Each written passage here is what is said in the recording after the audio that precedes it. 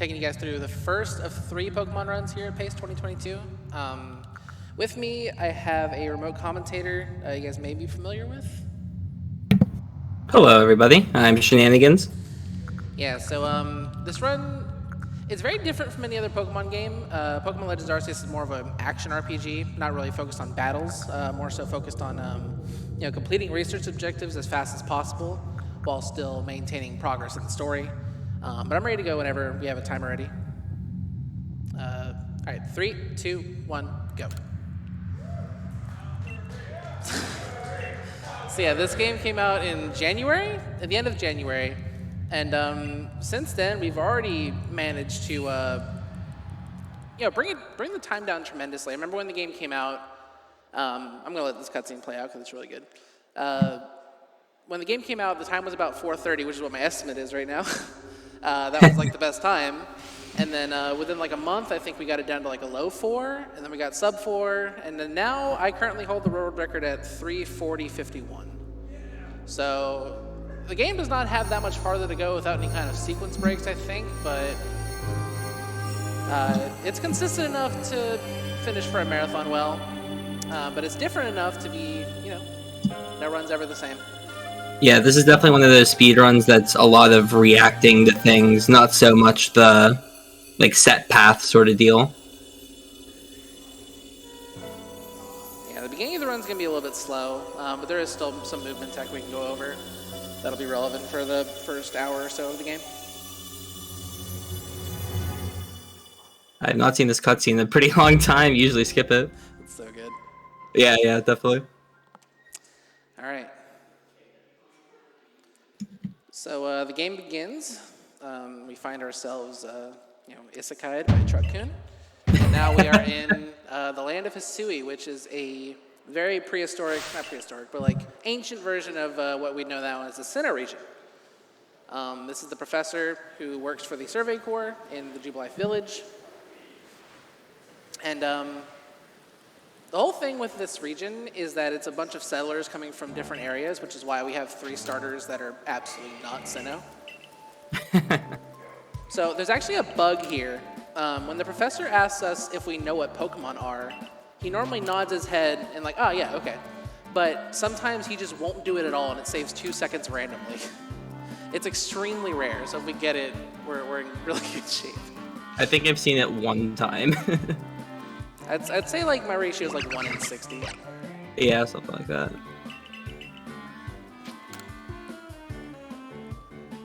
Nah, we didn't get it. Okay. That's fine. So the starters are going to run off, and we're going to have our first tutorial for catching Pokemon. We actually have the first of the speed tech coming up here. A pretty major part of the run, where you will crouch whenever you're about to enter a cutscene or talk to people. So when Halqery runs up to this phone, there's going to be a cutscene, but by crouching, you will cancel the animation of your character stopping. So it saves about half a second every time. That was perfect. Yeah, basically, the game will not progress most of the time unless your character's completely neutral. And when you just run directly into a cutscene trigger out of a dash, your character jams down their heels and comes to a very slow stop, literally stopping all their momentum at once. That animation's very slow to get to neutral. And then whenever you crouch into a cutscene trigger or talking to an NPC, all the game has to do is stand you up. Oh, I just let go of the stick. Sometimes that can happen. That was a slow crouch. That's it's a double-edged sword. Because that animation was actually 1 second slower than just running directly into it. Yeah. It's worth going for all the crouch cancels, even though sometimes if you miss them, you lose time. Yeah, every time you do it, it saves about 1 second if you do it perfectly. There's about 30 instances in the game. So you can save up to 30 seconds in the run, which is a not an insignificant amount of time. Mm-hmm. Especially at the top level. But yeah, there actually is some additional tech with this beginning. It's not really a skip, it's more so just multitasking. Every time you catch a Pokemon, the professor's gonna give you a quip good job. The very last Pokemon we catch, we can have the shaking animation happen simultaneously with the professor's dialogue, and that third Pokemon is scripted to break out always. So I'm gonna try to get that shake while I'm being told about the second Pokemon to catch. But first, we're going to go here to catch Cyndaquil. It's actually interesting. There's a bit of tech with this discovered recently where we now know a little bit more about catch rates, and the objective is to not have a guaranteed catch on the third Pokemon. So you actually want to run up and scare it. Yeah, we literally want to make our catch rate as bad as possible. I got it. Yeah. Nice. Like that. So normally I'd have to, throw a ball at Rowlet, like completely out of a cutscene, and then wait for it to break out, and then the professor says, oh, go ahead, try again. But basically, by doing that, I basically just combined the waiting for Rowlet to break out with the professor's dialogue about Oshawott. So it saves 4 seconds to do that. But yeah, that's it. We have a little bit of cutscenes here. Not much tech to go over until then. I guess we can go over what the format of this game is. Traditionally in Pokemon, you have the 8 gyms and the E4 and the champion you have to get through, and then the evil team. I think my speaker's having issues.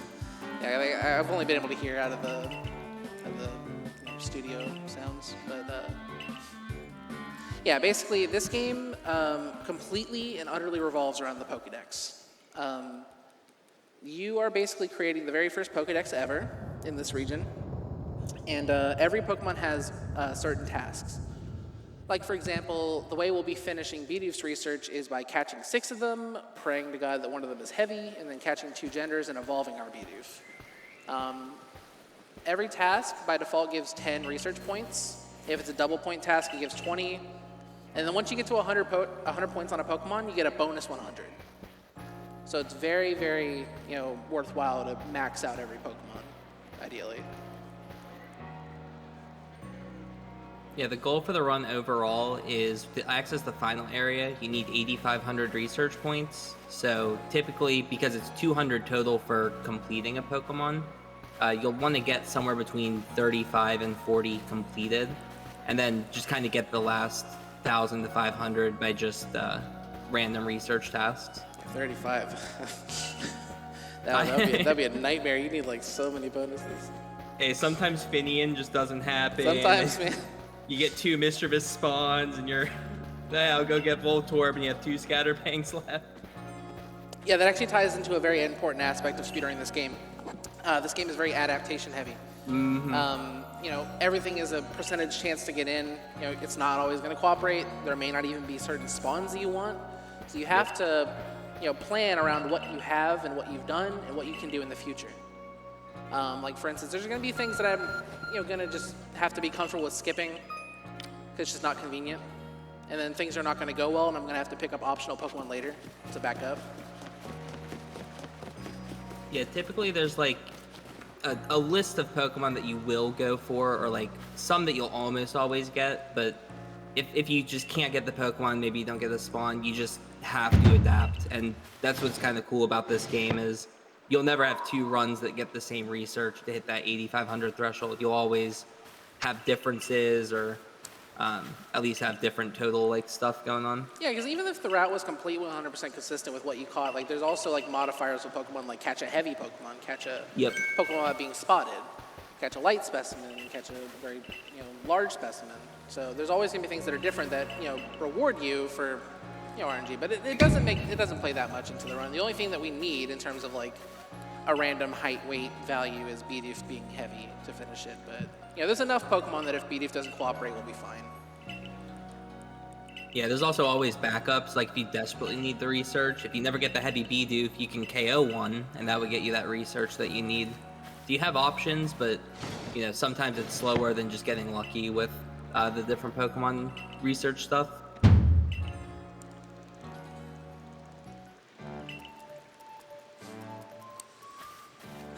Yeah, so this intro is a little bit long, like I said. They've got a lot to explain because this game is significantly different from any other Pokemon game that's ever been released. Yeah. But we're nearly through it. We're gonna go sleep in our house, wake up tomorrow, be told what our first mission is, pick a starter. Our starter options, as you saw, were Cyndaquil, Rowlet, and Oshawott. Sorry, Piplup. We will be picking Cyndaquil, actually. For a while, when the game came out, the natural Pokemon speedrunner within us, we wanted to, carry our main throughout the whole game. So we picked Oshawott because Oshawott has the best final evolution in terms of signature move, typing, and all that. Water is just a very, very good type. But once we came to terms with the fact that we don't need to keep the starter the whole time, it then revolved around how do we get out of the first area as fast as possible? Because when we do our first mission and catch the Bidoof, Starly, and Shinx and get our uniform, the next time we go to Obsidian Fieldlands, we cannot leave until we have 500 points. And you can get that by catching a bunch of things and defeating them, feeding them, stuff like that. But the most efficient way to do that is actually going to be using our level 9, level 8 Cyndaquil to destroy some level 20 plus Beautiflies that are sitting right outside the Obsidian Fieldlands spawn point. Yeah, Cyndaquil just ends up working out perfectly for the Beautifly destruction because as super effective fire moves, it happens to get Rollout, which is a rock move, and Beautiflies have a task for KO with rock. So we're able to research into Beautifly just naturally. Again, just overlapping a bunch of tasks. That's going to be a big part of the run. It just works perfectly. And then you get all the experience on your Pokemon early, so all the battling is just a lot more consistent. Back in the day with Oshawott, sometimes those fights would be a pain if you got crit or didn't get that much experience, but now it's just easy. Yeah, I mean, it's in part possible because they revamped the battle formula so much. Nowadays, the most important aspect to how much damage you end up dealing is your level and move power. The actual attack stat that you're using doesn't really play that much of a factor, which is why Cyndaquil can literally be a Cyndaquil and still deal massive damage to Beautifly 2 or 3-shot it. It's a little bit ridiculous. And this, this beginning is the perfect illustration of why the battle formula is kind of broken. Yeah, this would never work in like a traditional Pokemon game. You would not be able to go defeat these Beautiflies very easily. No, you have the same part in the formula that multiplies multiplies attack stat by 0.1, multiplies level times 3. 3.0 compared to 0.1 for level versus attack stat mattering. It is also nice though that that's the case because we typically know what level that we'll be catching Pokemon at, but we don't know their stats. So it's a pretty good thing for us from a speedrunning perspective that, I'll go here and catch this level 35 Pokemon to use later, and you don't have to be afraid of like, oh shoot, is it Modest Nature? Am I going to have the right attack stat? That sort of deal. There's only a few Pokemon in this run we're going to care about what their stats are, and one of them is our Cyndaquil. That's also true. If our Cyndaquil is extraordinarily fast, we can actually get through the very first trainer battle faster because they added a system of moves called Agile and Strong Style moves. They basically added it in a way where you can think of it as like D&D initiative, where every Pokemon has a certain initiative, and if they have a really, really fast initiative, they can go multiple times before the other person can go. And Cyndaquil, if it's fast enough, I'll end up getting 2 turns in a row on Togepi, so the Togepi only gets to move once, and it'll save 4 seconds like that.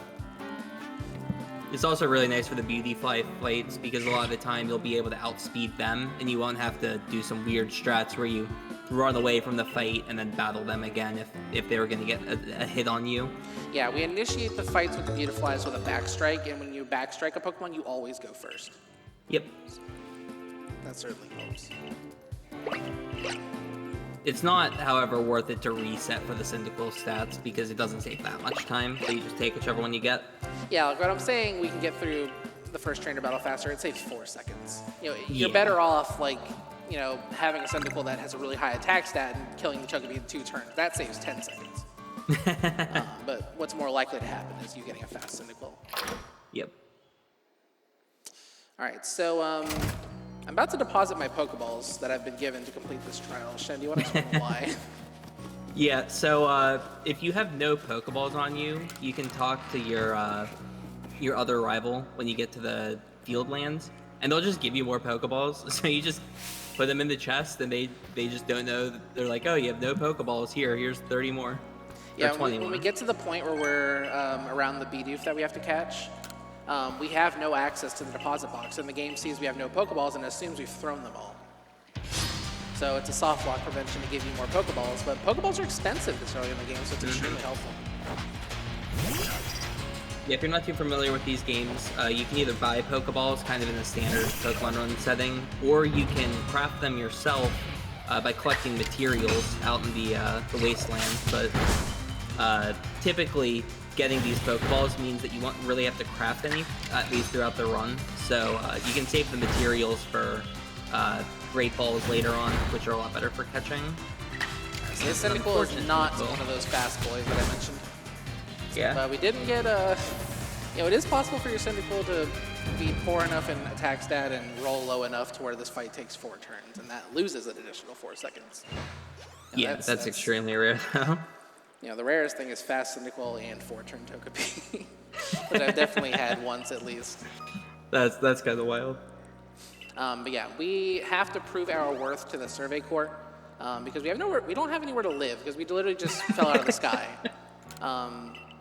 The professor told Celine, the captain of the Survey Corps, that we had caught 3 Pokemon at once.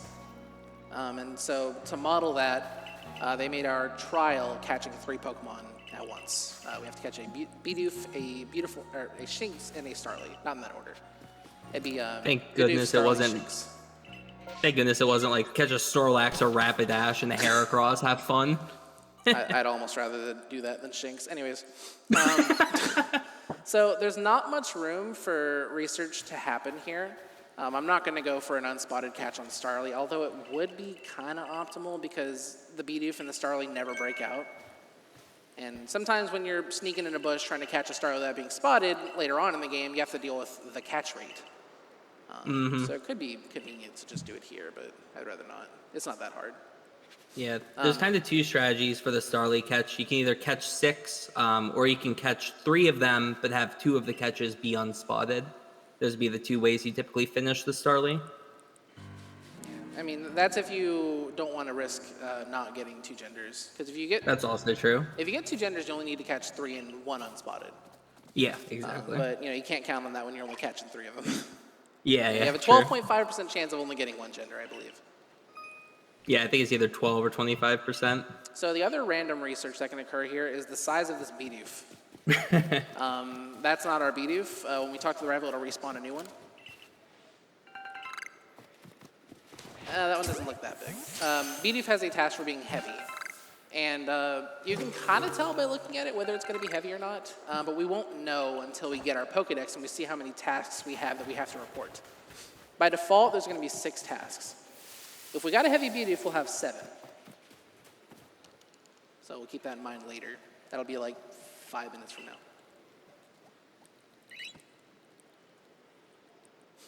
So the Starly's pretty easy. You just run towards it. It's going to get scared. This one has like a scared disposition, so it'll run away. And then it kind of sets us up perfectly for a Backstrike. Backstrike is a more optimal way to catch Pokemon. Also grabbing these Oran berries right as the cutscene starts, so nice little time save there. Don't have to grab them later. Yeah, the only downside to that is that Cyndaquil doesn't get experience until the EXP bar shows up, so we don't actually get experience for breaking down the tree on Cyndaquil. Yeah, it's only like 15, so it's not usually that big a deal. Not usually, but sometimes when you finish Beautiflies, it's like, yep. I was so close to the next level. 17 and you're 3 XP off 18, it's like, You're making up random numbers, but that has happened to me exactly before. Yeah. So yeah, Shinx is aggressive. And to demonstrate aggressive Pokemon, the Shinx will immediately flare up its aggression. It is not stunnable. You cannot feed it. You cannot do anything to shake its aggression. You must battle it. And it is a 72% catch if we strike it from the front. I'll probably strike it from the back just to be safer.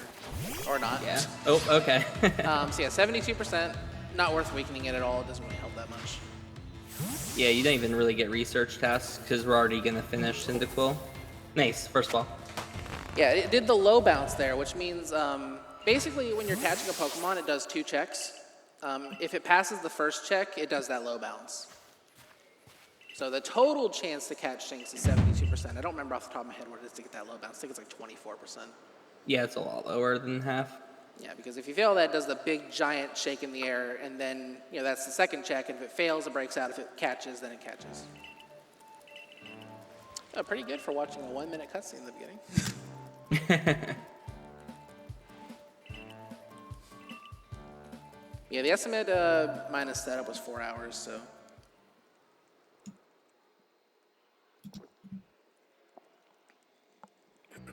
I got the current world record like a day or two before flying out for pace, so so I'm definitely up to date on this round. So I don't think we'll go too far. We won't even get anywhere near the estimate, I think. Hopefully. Just put my PB as the estimate. It'll be more exciting. You have like a 358, right? So, 6, I think. I can't remember. Something in that range. I'm 100% runner now, so things are different. Yeah. you're doing my dirty work. I'm learning from your mistakes on that. Right. Yeah. But yeah, this game, because it is so different from other Pokemon games, a lot of the PSR community kind of looks at it and they go, "This is not for me," and I get that. But it has been cool to see sizable PSR figures, giving this game a fair chance and actually working towards improving their time tremendously. So, like it's a really cool run, Shenanigans, honestly. and T-Pat, Thomas Patrick WX. Just name a few. What were you gonna say? I was just saying, yeah, it's a really cool game. It's very different from a typical Pokemon run. It's mostly just the lack of battles, I feel like. Yeah, we have like one battle per area and then like 3 at the end or something like that. Like it's really not that much. Where like in a typical other Pokemon game, like you'll see with X and Y later when I run that later this week, there's like 50 plus 70 something, 80 something, I don't know, a lot of battles in that game. Because that is the primary gameplay of that game. Mm-hmm.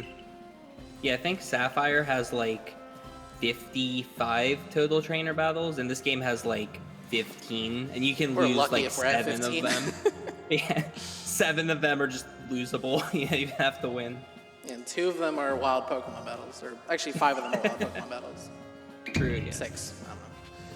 Yeah, now we're a member of the Survey Corps, and we have to present ourselves to the professor. We don't have the ability to dive yet, so I'm going to manually conserve my stamina so that I can, get to the professor right when my stamina runs out. Or not the professor, the commander. Sorry, he looks like Professor Rowan from the center region. Yeah, running is faster than rolling, even when you do get access to rolling. But you have a hidden stamina meter, so you can't run forever. And then rolling becomes a little bit faster when you're just standardly walking. So yeah, rolling up slopes is faster, but other than that, it's going to be running. True. Yeah. And the stamina meter actually continues to decline even when you like run and go into a crouch. Because eventually, if you walk while you're crouching, you can start to hear yourself like pant like you're tired. You need to literally stop your stamina and then crouch so you don't consume any unnecessary stamina. It's a little bit ridiculous. Yeah, it's like a really in-depth mechanic, but there's no like stamina bars. It's really hard to like get an understanding of how it works. You literally have to operate by feel, and it's really complicated. Luckily, around the hour mark, we're gonna get something that invalidates the need to maintain stamina. Yeah, for the most part, at least. And we're gonna get the bike. The stallion. Our noble steed. That can go literally anywhere. You'll see. Anywhere you can see in this game, Weirdeer can go there. But yeah, now we're gonna learn how to craft. And we'll actually get our Pokedex there too, so we'll know whether the Bidoof we caught was heavy or not. Probably not. I'm gonna bet on not. But if it is, that's great. Heavy Bidoof is about 20%, so we're gonna catch 6 or 5 more from here. So at odds, we should get one. But it is possible to just not get one. Yeah, so for the breakdown on Bidoof, catching 6 of them will get us 60 research points. We're going to evolve a Bidoof. That's going to get us another 20. So we're at 80 research, and the goal is 100. We're pretty likely to catch a male and a female, which would get us both of the different forms. So that would put us at 90, and then 1 heavy gets us that magical 100 number. And like I said, when you get to 100 or rank 10 on the Pokemon, you get a bonus 100 points, which is very valuable. Yep. It's a big difference between getting 90 on Bidoof and getting 100, because you would either get 90 research points or 200 research points. So, it's more than double to just get that 1 heavy Bidoof sometimes. All right, here's our Pokedex. If it says 6, we did not get it. If we get 7, we did get it.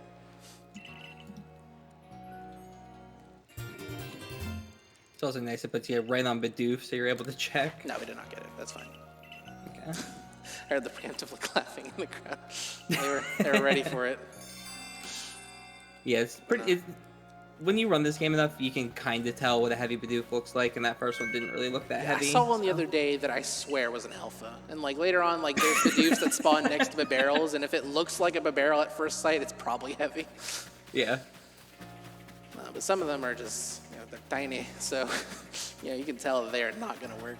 Because like the weight is not inherently dependent on the height, but they are inexplicably linked. Like I don't know. I think the data miner who's been helping us with this game a lot, Anubis, they said that like it's like absolute weight, which does take into factor of height a little bit.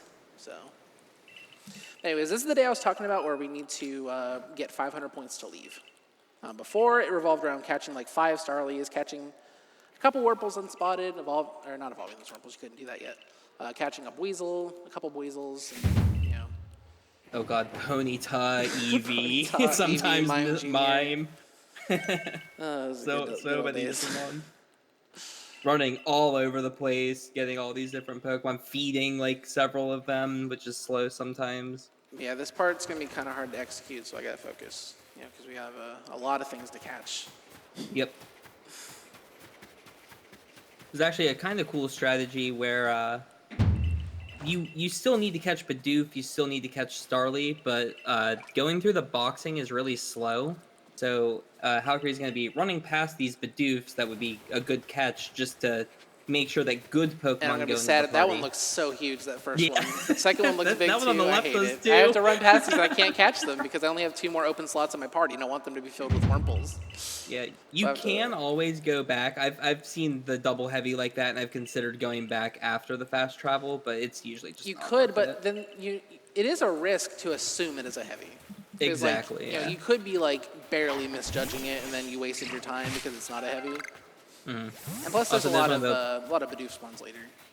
Yeah, there's one of the prime examples of when you want to roll. You can roll to cancel the throwing action when you throw a Pokemon at a tree. So typically you'll see ball throw, roll, ball throw, roll. Just a good way to do movement. And has to wait till the Wurmple either gets in or breaks out, and it does get in, which is perfect. So Wurmple already captured. I only got 1 Wurmple spawn right here, so there's going to be at least 1 more around the tree that Rival's about to run to, so I'll have to camp out there until it gets in. But there are some apricorn trees around Rival that I can farm while I'm waiting, so. Yep. Yeah, so should be able to get at least 1 Wormon here. Or there could be a Wurmple like right here in this grass, but. Yeah, sometimes you get the double spawn here. Doesn't look like it. Yeah, and I did get a double spawn here. Okay. Yeah, there's 2 here too as well, which is really good. Grab some berries or apricorns while we wait. I got 1 more.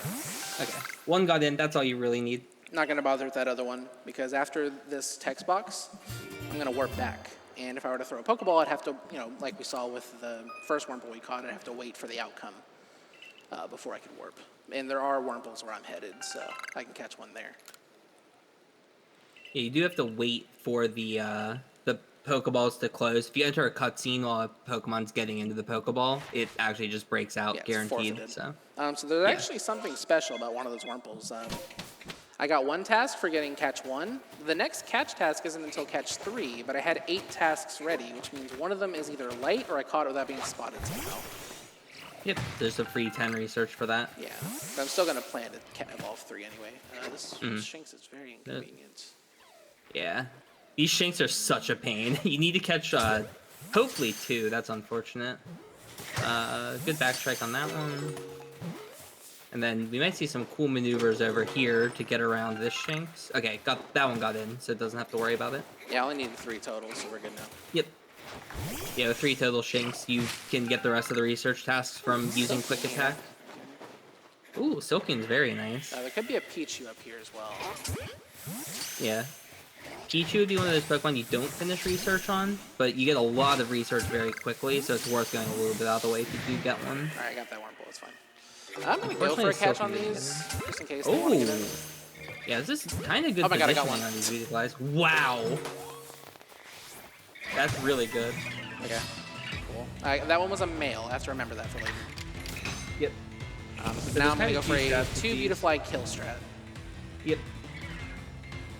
The other thing that's nice about catching the Beautyfly is you're higher level now because you caught a high-level Pokemon, and that makes it so that the Cyndaquil is able to easily two-shot the Beautyflies for the next two that you're going to KO.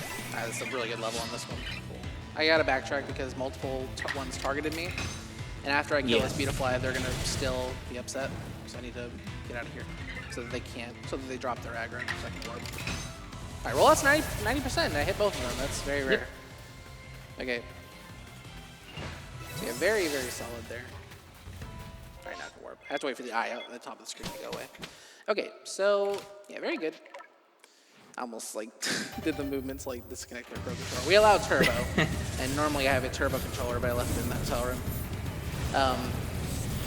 But yeah, that was very, very solid. The Beautyfly catch was only 40%, so I'm extremely glad I got it. Actually, it was less than that because I didn't backstrike the Beautyfly that I caught. I front striked it. There were 2 chances, so help the odds a little bit. But well, I don't know what level. Well, yeah, no, the other one I fought was 18 as well. So yeah, both the Beautyflies I was sitting there throwing balls that were 18, so they were both like 30-ish%. But it was, you know, a 30% I rolled twice, so it was better. Yeah, exactly. Silcoon is the first bug. Always gotta check these Wurmples. I did not catch that Silcoon around the Beautyflies, unfortunately. Yeah, unfortunately. Would have been nice, but it's not the end of the world. Yeah, I mean, if this is a Silcoon anyway, it's not gonna matter. And now, because I know I have one special Wurmple, if the Wurmple I caught near the Beautyflies is also special, whereas, you know, caught without being spotted or light, then I'm done with Wurmple. And I'm done with Silcoon.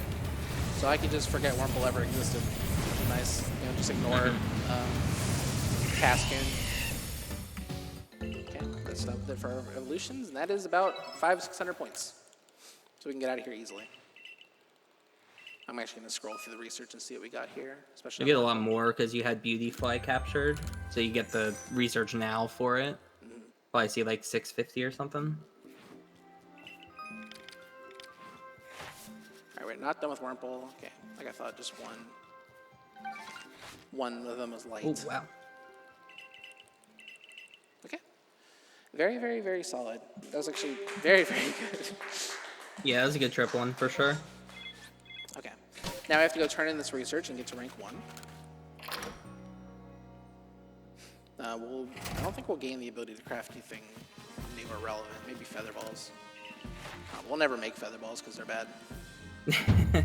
No, they have like if you are not using them on the Pokemon that fly like really high in the sky, like Stravias and Honchkrows in the next area, I think they have a 0.5% or 0.5x multiplier on the catch rate, where Pokeballs are 0.75, so they're even worse than Pokeballs if you're not using them for their intended purpose. Yeah. Oh, heavy balls. Okay. Yeah, we will make you those. do get heavy balls. You make those later. Yeah, we'll make them in the next area. Yeah, you just don't make them yet because you don't have access to Black Tumblestone at the moment. The material you need to craft those. We could make them in the middle of Area 1, but it's not super useful. Yeah, I thought about it for the Alphaba Barrel one time, but just no.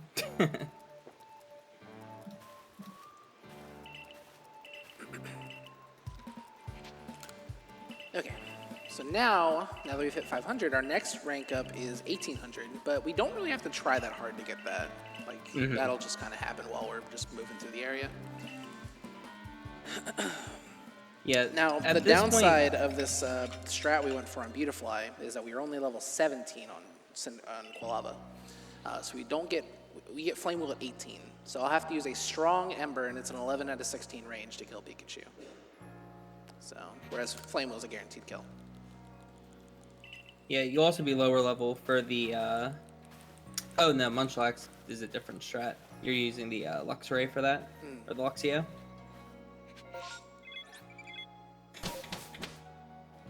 It's always funny fast traveling around town just to walk like 50 steps to the left.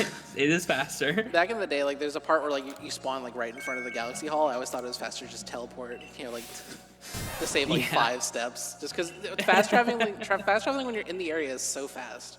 Yeah. Like it's only when you're like inside the Galaxy Hall and then you're warping out of it that it's slow. Yeah, exactly. Alright, so if we don't get the range here, we really, really need a burn, because otherwise this fight can go terribly. Yeah, luckily it's 50% to burn with Strong Ember, so... Big moment here.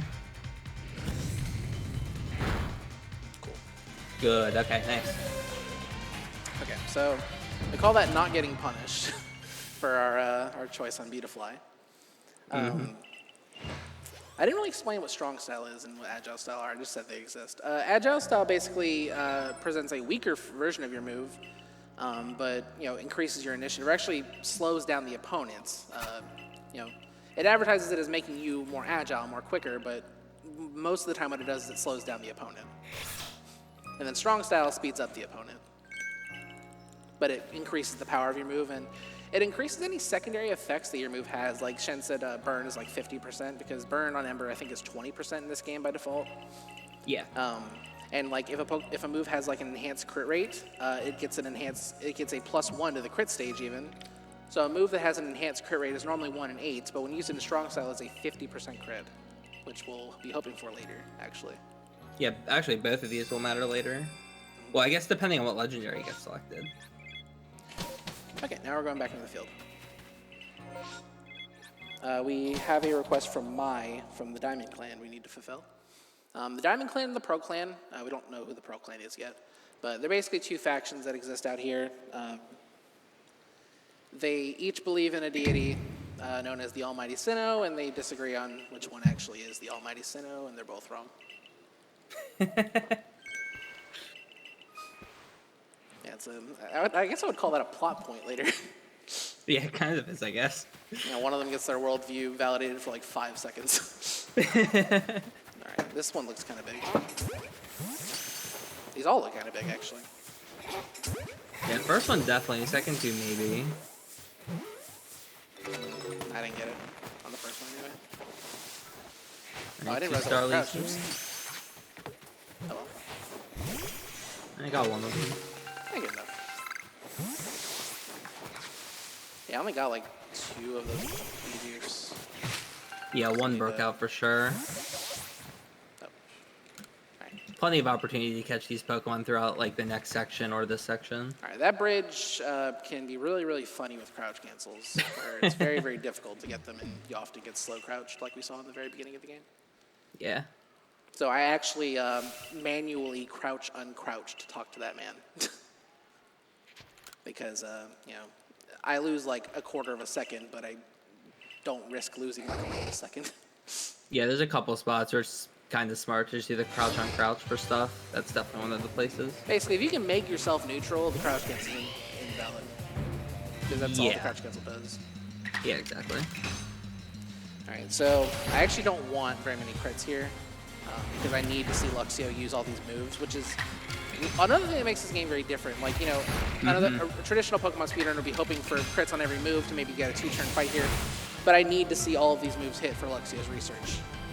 Yeah. And then I had to hit the 95% Thunder Fang, which I'm a little bit overdue to miss. That's okay. Yeah. All right, we'll miss it once. We'll miss it. Yeah, this is a fun little section to route. Was coming up with an optimization here to make it so if you crit the bite later on against the Goomy, it's not as catastrophic as if you crit it now. I think it was, I can't remember who, I think it was Shady that came up with that route optimization. I think that was me and Shady. Two of us were working on that. Yeah, you for were a just bit. like, you were throwing everything out there. I have a very dumb beginning game idea. But I mean, some of them worked their way into the route for sure.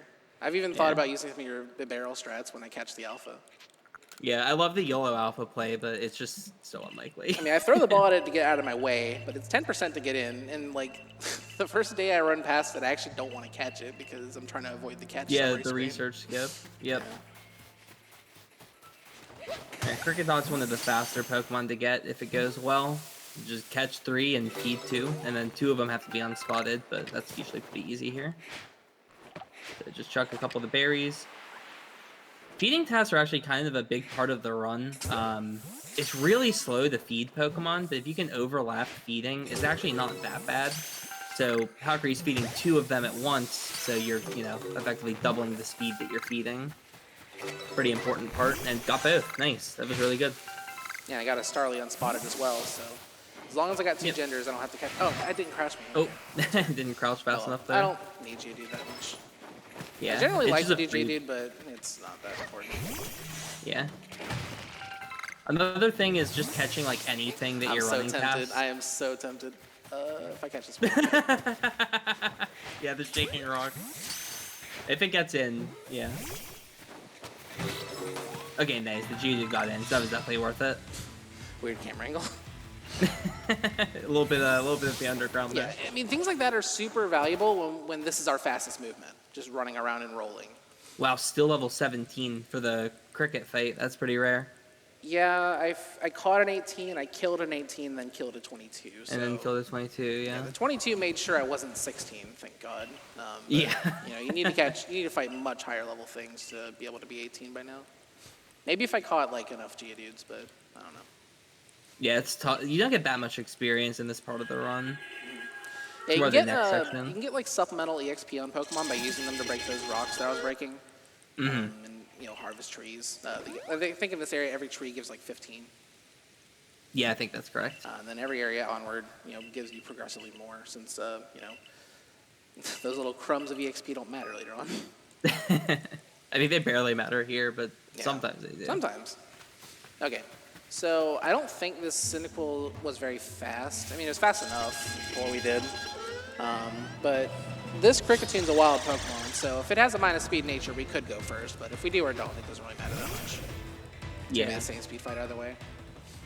Yeah, it's the same amount of turns pretty much no matter what. Okay, so us going first would just skip me having to use this Agile. The Agile animation is like 3 seconds. If this doesn't do a lot, I may have to do a Strong also. I did plenty, I'll go for regular. The other side of it is Quilava has a research task for strong and agile moves, so you get a little bit more research by using them, but typically it doesn't matter. Sometimes if my run's going bad, I'll try to catch that Kricketune. It's like a 10%, and I've gotten it twice. I'll just go for a yellow ball catch. That's actually so wild. I mean, Kricketune has a task for catching an alpha. If you catch it, you don't have to worry about 2 genders later. I guess that's fair. Or feeding, yeah. Yeah. Can't wait for the future of speedrunning where we reset over the 10% cricket catch and then we feed 5 while we're running through marshland. There's our bike. Looking all majestic. Ah, yes. Soon. Not yet. I wish. They tease you here. He's such a good boy. Like, he can literally do anything. Like, anywhere he can't go, Ursaluna can with a glitch.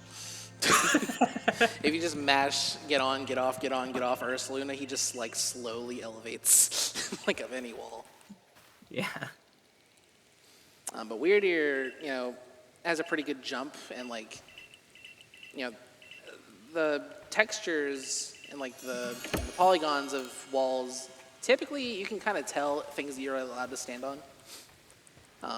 Namely, anything with grass on it. Anything green, you're pretty much allowed to jump on. That's like my rule of thumb.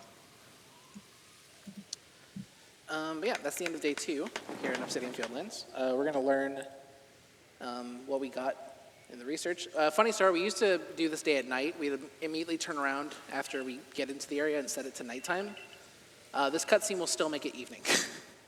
So they spent all night and then all morning and all day setting up the camp if you set it to nighttime. They just don't expect you to change the time of day, I guess. Okay. Not too bad. Yeah, I saw 4 on Geodude, so I did not get a heavy Geodude. That's fine. Yeah. Yeah, Geodude tasks are, again, kind of a random Pokemon. You're always going to catch 3, and you're always going to want to see 1 jump out of a rock, which we've already seen. But you can get heavy Geodudes, and what's extra nice about heavy Geodudes is when you evolve them, they become heavy Gravelers. And you can instantly finish Graveler by evolving 2 heavy Geodudes. Yeah, 2 heavy Geodudes means you don't have to see anything pop out of the ground, basically. It's so nice. True, exactly. I think it's just as rare, if not rarer, than heavy Bidoof. Definitely, yeah. Geodude seems like really rare sometimes, I swear. I have a good strat for catching them later, so I'll bite on that because I already have the pop out. Yeah, exactly. How many stuns we have? I have 2. It's pretty good as long as we get more. Yeah. One time I was like, man, I already have like 4, and then I never got any more. So I had one run that had 7 at this point. It was the wildest thing I'd ever seen. I think like a couple days ago I had 9. And then one run I had like 12 one time leaving Obsidian. You just stunned Carnivine 4 times for the fun of it. Yeah. Yeah, the spoiled Stun apricorns 4. in my inventory are used for stunning Pokemon, and several Pokemon have a task for being stunned. And we're gonna rely on that later, but Yeah. the only way to get spoiled apricorns and mud balls for stunning and sticky globs is RNG. Yeah. Or the upgraded shop, which you wouldn't get till super late in the game, and at that point, it's not worth unbelievably it. unworth it. Yeah. Yeah. You're better off just just abstaining from every spoiled stun Pokemon than you are getting that shop. You'd have to do like 3 quests. There's just no way you'd ever get sticky globs in the run. Yeah, the thing that's nice about stun tasks is they're typically like the fastest task you can do on the Pokemon. You just like get a free stun and a free back strike, so you increase the catch rate as well. It's just like very nice if you're trying to catch those Pokemon. But again, it is random how many stuns you get, so that's one of the adaptations that you have to make throughout the run. It's like, okay, I have 6 stuns. Do I go for Carnivine and 4 Rhyhorns? If you only get 3 stuns, do you go for 3 Rhyhorns and try and catch all 3? Lots of ideas. If I'm on PB attempts and if I get 3 spoiled apricorns and 1 mud ball, that's like my baseline minimum for doing Carnivine. Yep. Because I'll go for Carnivine and hope I just magically run into 2 more spoileds. But it's really unfortunate. Like when you have such a bad Obsidian Fieldlands, like you don't get both cocoons. Like we're only gonna get Silcoon here. That's my choice. And then you don't finish Bidoof. And then you don't really have any Geodudes. You don't have any you just don't have anything. And then on top of that, you can't stun anything because you don't have any spoiled apricorns. It's just the worst. So that's when your true grit comes out. You have to exactly adapt. That's what makes it fun to me. Yeah. It's funny, like, a lot of the time, because you get stuns by catching Pokemon, a lot of the times it can be better to go for, like, a catch 6 task instead of, for example, with Starly, catching 6 is a lot of the times nicer than catching the 3 unspotted, because you get 3 extra chances at the spoileds. I don't know if you've seen that yet, Shin. The strat that Shady came up with was just run down there, dive twice, and that's enough stamina conservation to get to the bottom. But I manually stopped my stamina and did 1 dive and then re-enabled my stamina, and that's also enough. So just further proof that your stamina does get consumed while you're doing non-running things. Yeah, that was pretty cool. Old strat was fast traveling and just going back into the building. Yeah, that then Shady retimed it and realized that running down is a little bit faster if you do it well. Yeah, oh, that's really cool. Maybe in Japanese warping's faster because the text is a lot shorter for the menu for warping. Yeah, who knows? I think you have to sit there and look at the text box play out when you warp. I can't remember. It's like something I see all the time, but it's so insignificant that I can't tell you. It's not what I pay attention to when I warp. Yeah. I mean, you can find out after the ball. Oh yeah, I'm going to warp right now after I go check the store. So we mentioned crouch canceling earlier, and you may have noticed I've never crouch canceled a door before. This is the only door in the game you're allowed to crouch cancel because it is not a door. It is the cutscene trigger for this cutscene right here. Yep. If you try to crouch cancel a door, it makes you fall off this invisible 1 millimeter cliff, and it just looks dumb. It doesn't help at all. Yeah, I was not have paying to. attention to the warp. I actually didn't either, which is really funny. It's just so not important. I'm like, all right, making sure I press X at the right time, making sure I menu to the correct option. Yeah. But yeah, this is our last day 2-legging it, so. Oops. So today I'm going to try not to catch anything. I'm still going to perform research, but if you've noticed the last 2 days, right when I finish a day, the professor's like, let me see what you've caught. And then he'll show you all the things you've caught, and he'll give you money, depending on what species you've caught, if you've caught any alpha, stuff like that. But if you don't catch anything, you skip all of that. And for some reason, this day is also kind of bugged, where if you don't catch anything, the professor won't report your research. So, yeah, your research will be sitting there, and you'll still have yellow boxes of this needs to be reported to the professor, even though you're literally talking to the professor, and he's just choosing not to accept your research. It's kind of strange. Oh, this is a cool idea, counting in Paris. Yeah, these battles are really optimal because it gives me a chance to conserve my stamina. Mud ball nice. Oh, that's good too, yeah. And I'm on foot right now, so I have to walk anyway to conserve stamina and rebuild that. But when I'm on Weird Ear later, it's going to be really bad to do these battles because you can't ride Weird Ear in the middle of a battle. You have to walk. So it's good when walking's already the fastest option. Yeah, that's also what's nice about the Basque Legion section is you can move in battle on Basque Legion too. Yeah, Basque Legion is really fast. Nice. Ooh, 2 spoiled from that tree. That's pretty rare. Gonna I just try to feed feed as some much of these as I Pokemon. can. There's Beneries and Psyducks here. Yeah, you need to feed 3 Psyducks typically, and almost always 4 bunnies by the end. I So would just like to feed do them 4 while you're bunnies, walking. but if I can do it with 3, just catch 3 of them. Yep, yeah, 2 options kind of. Again, just kind of one of the parts of the game. There's just a lot of options for what you can go for. Hi. And that's at least 3 fed now. No way that goes. Oh, it does. Wow. I thought I was going to aggress on you there. That was perfect. I didn't catch anything. Oh, that one's probably not going to get that one in time. No way. I can miss that, buddy. Yeah, unlucky. Is there any more 2 Psyducks? bunnies here. That back Some one should ducks. work still. Yeah, no more ducks, it looks like. Unfortunate. There's like nothing here. That's so weird. Yeah. Okay. Maybe something like walked off or something. It's fine. That's 4. Yeah. Yeah, I would have liked to have done a Thunderfang kill on Psyduck here. But I'm unfortunately not they were planning the on only finishing 2. Wurmples, so I can not put a Wurmple in my party tomorrow. That'll be fine. My Wurmples are True, female, yeah. right? Oh, what was that? My Wurmples are female, right? I think Oh, they are. that matters with the Beautifly skip. I Yeah, I wasn't paying think attention. I'm gonna put my Silcoons away after I finish this day.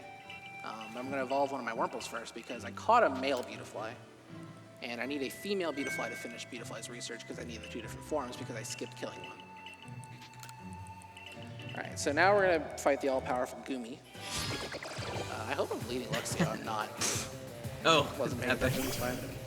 Yeah, it's epic. It's not a big deal to switch. Yeah, it just loses by the time. That's not the right Take one. it. The whole I'll team's get coming it out. right eventually. Don't worry. A bonus XP on the Starly, so we hit level Thank God, give me 18. slow. He's probably still processing the Quilava right now. Oh, never mind. I'm getting punished. Okay. I think this still kills with 2 bait. I think you'll still be Hopefully, fine. I'd be surprised if this lives. Though you normally want a Thunder Fang here, but Yeah. tough call. I mean, I can just finish Patches too. It's fine. Oh, that's true as well. Yeah. And then use Luxio for Tentacool. Tentacool. Yep. Yeah, a little bit of skill issue, but that's okay. A little bit of skill issue, a little bit of adapting. Typical. But like, typical we're PLA 51 run. minutes in the run. That was the first thing I could call a skill issue on my part, so that's pretty good. Yeah. Besides not skipping the cutscene in the beginning, that was absolutely a skill issue. I should 1 say minute time loss. We're not even a minute in. Yeah. Okay, so now, basically, if you've not been keeping up with the text, let's move it a little bit quick. There's a Cleavor back there behind Leon that is going berserk. We skipped a cutscene for it, actually, when we slept in our house the first time. There was a cutscene about like a lightning bolt like coming to strike down Cleavor and like making them turn yellow and making them all angry. Cleavor is the new evolution of Scyther that they added to this game. They added a couple of new evolutions. Yeah. Lots of like alternate forms as well. Yep, female Silcoon's cool. Oh, perfect. Yeah, can just evolve one then. And then I'm going to deposit both of them and catch 2 Geodudes on the next day. And then I'll need to remember to catch some more Wurmples so I can finish Wurmple without having to evolve another one. Right, you're still only at 9 research on Wurmple. Yeah. Yeah, so Wurmple should be pretty easy to fix. Just catch one unspotted, it'll be nice and easy. I would have put Wurmple in the party over, right, there's no research today because of the bug. Yep, no research. I would have put Wurmple over Luxio, but I didn't get to finish Luxio because there was no Psyduck, and then I messed up Goomy, so. I will absolutely need to do a Psyduck kill today, so. Yeah. You can always get one in Mirelands, but it's just, you really don't want to. Yeah, I mean, I won't have Luxio in Mireland, so. Okay, yeah. I don't know what your party's gonna look like there, but I think sometimes you can fit it it. changes from run to run. Yeah. If I don't have the means to finish Bidoof, I might actually forsake catching Babero, or evolving my Bidoof into Babero, and using Psyducks for Ursaluna. Oh, that's a cool idea. Yeah, because they actually have more special attack than Barrel. They're just a little bit slower. Right, yeah. And I learned recently that Psyducks are a good backup if Staravia gets crit by Toxicroak's. Oh, for the Toxicroak. Yeah, right. because Psyduck 2-hit KOs with Confusion. Yep. Is Confusion a task? Yes, Confusion yes, Psyduck Confusion task, is right? a task, and Toxicroak has a task for being defeated with a Psychic move and then Defeat just with being Psychic. defeated in general. So it actually helps you out later. So you're not Right, always yeah. losing that much time. You see Venoshock yeah, Venoshock. Oh, you only have to stun like 2 if you kill the Yeah, Psyduck. you'd only have to scare 2 of them in the 4th area, yeah. So, That's cool. It's time loss, yes, but you're still working towards more research than you would otherwise, so certainly fine. I'm so excited for the faster movement. Here we go. Yeah, I'm Big time. I'm gonna have to get off at a decent amount because to correct the issues of the previous days, that's okay. All right, so I'm actually gonna run up this right side to get Geodudes. I'm not going the same way I went yesterday. Yeah, kind of 2 strats here. You can either go straight to the end, or you can go out your way if you're going to work on Geodude, because still need to catch 2 of them. Hopefully a heavy. You know, I could just evolve another Shinx to solve the Luxio problem and just give up on Psyduck, but that doesn't feel right. Yeah. Because like Psyduck's So like let's almost do done. I this. spent enough time. I actually only fed 2 also, so I would have to feed another one unless I catch a heavy. Ugh, Psyduck's just a mess right now. Yeah. All right. This is all about the adaptation I was talking about. Mm-hmm. Alright, optimally, heavy Geodude right here. Not looking Oh, too cool. heavy to me. They didn't react to me until like really late. Yeah, that was really weird. You like perfectly went right between them, they didn't see you. That one looks heavy to me, potentially.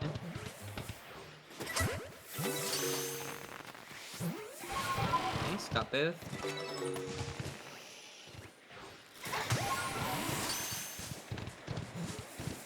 Goes for the Paris as well. Paris didn't get in, but that's fine. Unlucky. There's plenty of places to get Paris. Yeah. Oh, the Doof also looked kind of heavy. Potential. But there's like no Bidoofs here, dude.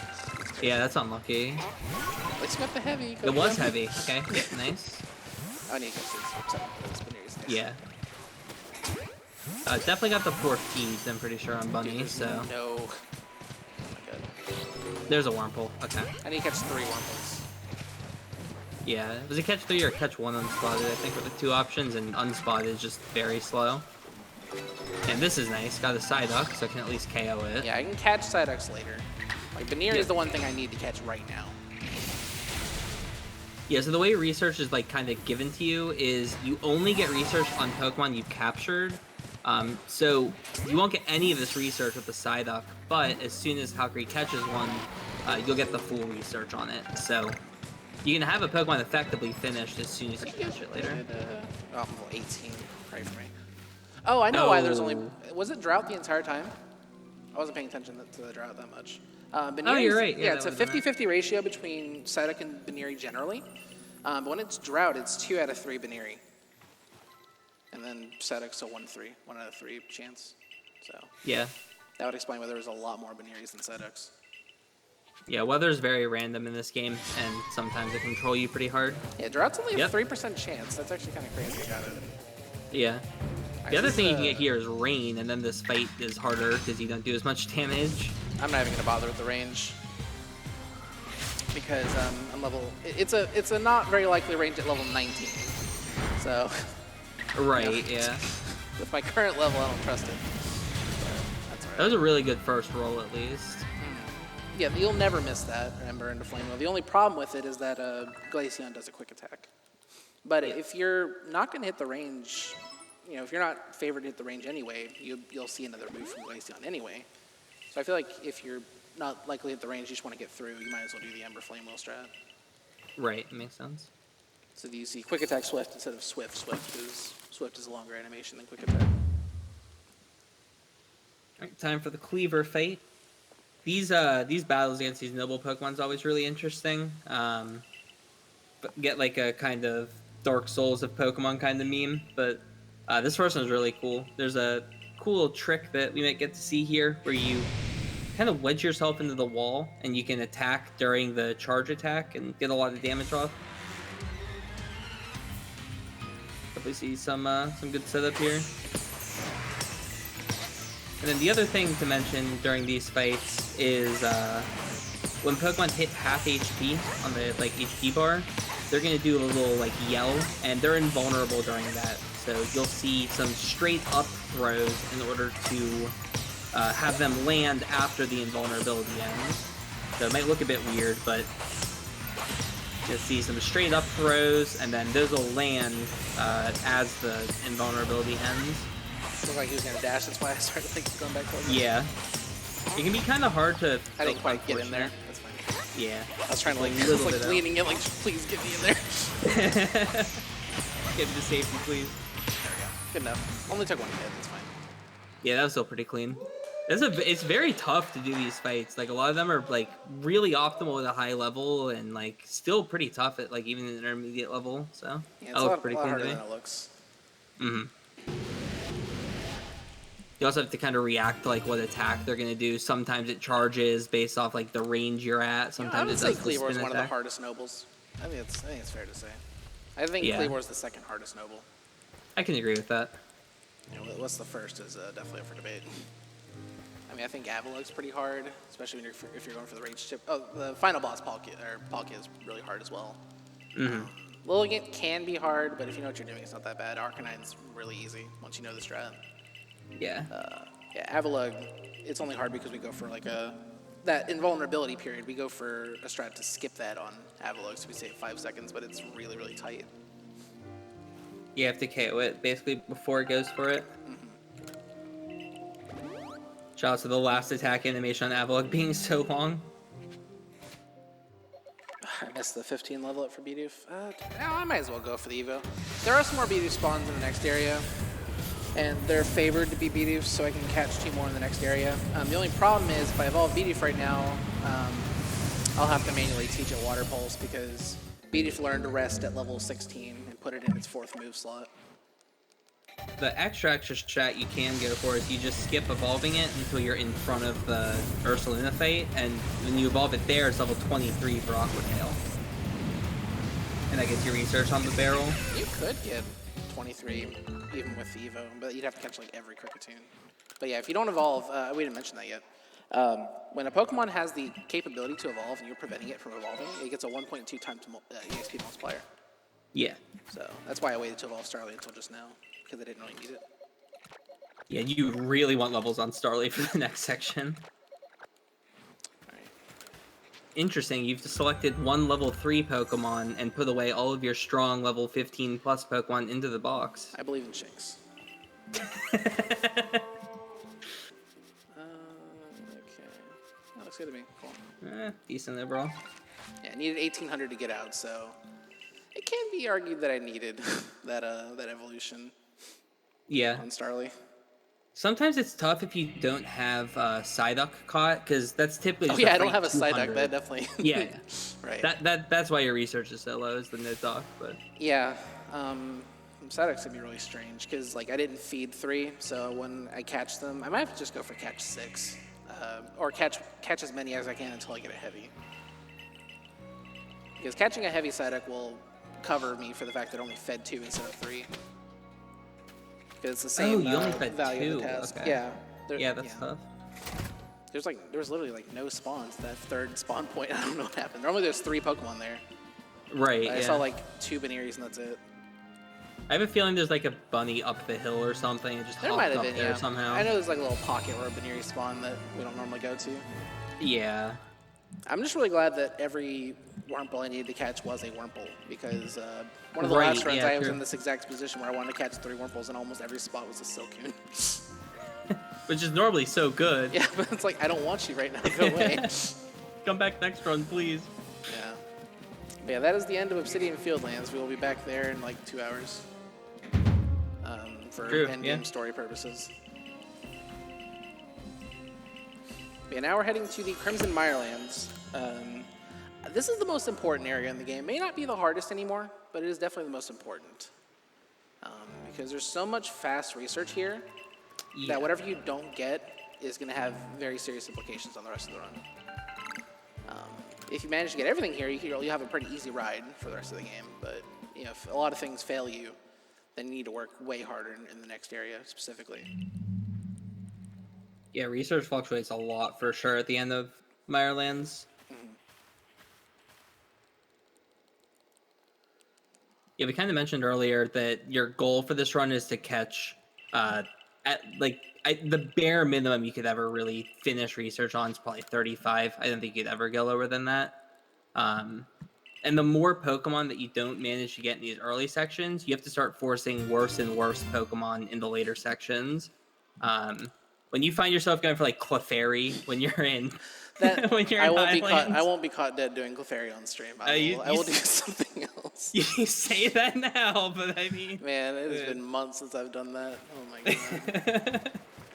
Yeah, normally if I had so I guess I'll explain it. So when those Wurmples evolved, if they had both evolved into Cascoon, Cascoon does not finish just by being evolved twice, because what made Silcoon get finished is that Silcoon has a modifier for being caught during the day, which it was day the entire time we were in Obsidian Fieldlands. To the contrary, Cascoon has a modifier for being caught at night. So we don't catch, if you evolve your Wurmples into Cascoons, you don't get that. So you would need to evolve one of your Cascoons right there during that nighttime segment, ideally, so you can turn it into a Duskull or Dustox, and get your third evolution that way. The nighttime doesn't actually matter for Cascoon, it matters for Dustox, because if you're going to evolve it anyway, you might as well make it as good for Dustox as possible. Now, my best friend Ginter, he's a salesman for the Ginkgo Guild. He has a random inventory, and there's some items that he sells that are really, really, really good. Yeah, especially early on. He sells you things that we can't make yet. Yeah, the shop changes every 20 Pokemon you catch. None of those are good. Okay. Unlucky. Hey, I'm going to buy some things from this lady to make stealth sprays, and I'll have to craft them myself. Ginter can sell you a stealth spray set for basically, they're already pre-made stealth sprays. There's 5 of them, and it's like half the cost of buying the ingredients yourself.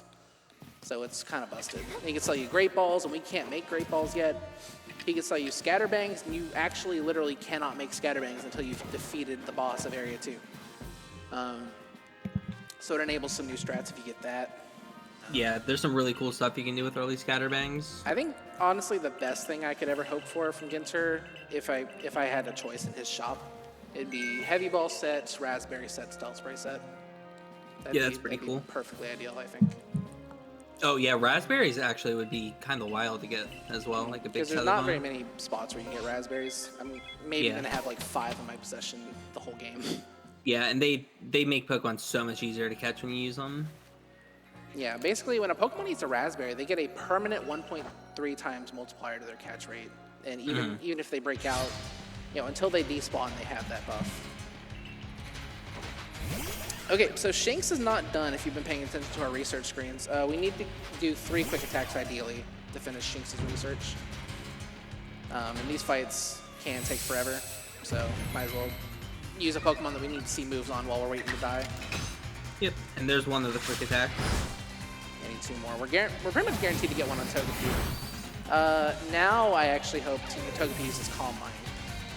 Yeah, that would be nice. Because we're faster than Togepi almost for sure. Yeah, let's go Mime Jr. Yeah, it was nice to get KO'd pretty quickly there. That fight can be a troll sometimes. Yeah, a couple days ago I had Iron Defense into Hypnosis, into Zen Headbutt Miss, into Zen Headbutt Miss, into Zen Headbutt Hit. So that was really, that's a good one. Really awkward. Hey, good research on Shanks during that fight. Oh yeah. Got the 6 I think, and then Togepi Calm Mind. I think I had 7 quick attacks by the time I finished these 2 fights. It's disgusting. You should have caught just 1 Shanks and gone for 12 quick attacks that run. Yeah, I misplayed. It was a skill issue for sure. I should have done better. Honestly. Adapt better, learn more. Yeah, so I'm going to go ahead and craft Heavy Balls, because I've also been farming Black Tumblestone in the last area. I actually didn't get that much, so I may not have that many Heavy Balls to my name. That's plenty. All right. Yeah, 10 is pretty good. I was thinking more like 5, so. Mm-hmm. A little bit of item organization here. To kind of explain how stealth sprays work, because... Watch this. Gaming. Oh, I like this. Please don't hear me. Just go. Eat Come the berry. on. Oh. You're walking, dude. Oh my god. That would have actually been He so was nice. not in the mood for food. Whatever. It's kind of my fault. If you throw a berry near like a giant rock like that or a tree, it actually really messes with the Pokemon's pathing to the berry. I'll have plenty of more chances. Like I have to run back to this area again, so I'll give it another try. You can maybe get it while you're going for like Carnivine or something. Yeah. Do you plan on going for that? Oh yeah, I have 5 spoiled points, so I certainly will give it a try. And the Mud Ball too. Yeah, I'm gonna try not to use that Mud Ball though. True. Yeah. Unless I Anyway, to absolutely briefly need to. explain stealth sprays, the way that they work is they just completely make your character making no noise. So you're able to use the stealth spray and then just like sprint up behind Pokemon and catch them. It's super broken for the speedrun. Yeah, especially some of the Pokemon we'll catch here. Kricketune has a double point task for being caught without being spotted. Yep. Which matters a lot. Now, please calm mine. Cool. All right. Nice. Okay, so Shinx is done. Shanks is done. No more Shanks, so I can get this thing out of my party for good. Let's go. Shinx is just one of those Pokemon that you have to put on the back burner of your brain for like hours in this run because you just have to count these quick attacks and it's like, okay, did I get one on this fight or this fight? It's like, where are my quick? How many do I have? It's nice to just be done with it and not to think about generally it for anymore. things that are very, very vital to remember, I'll say it out loud. When I go catch Kricketoons, I'll say their gender out loud. Because I will need, ideally, 2 genders of Kricketune to finish it. And especially for Gligar later. Gligar is super important to get 2 genders on. Yeah, same with Starly as well sometimes. It can be really nice to skip that extra aerial ace. Oh, yeah. Oh, I actually don't know if I have 2 different gender Starlies. I'll just go for 3 anyway, just in case. Yeah.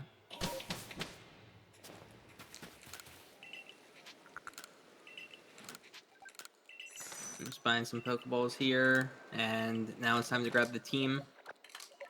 Lots of possibilities with what you bring here. Looks like we're gonna get 2 open party spaces. Gonna get Carnivine. This is a cool, kind of newer strat where you use Carnivine potentially on Ursaluna in order to KO it and get some research on Carnivine.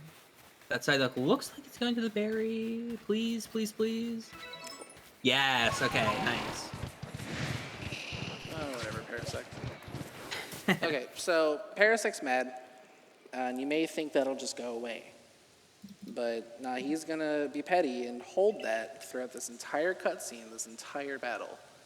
So I would normally want to just warp right after this battle, but I'm not going to be able to because Parasect is still gonna be angry.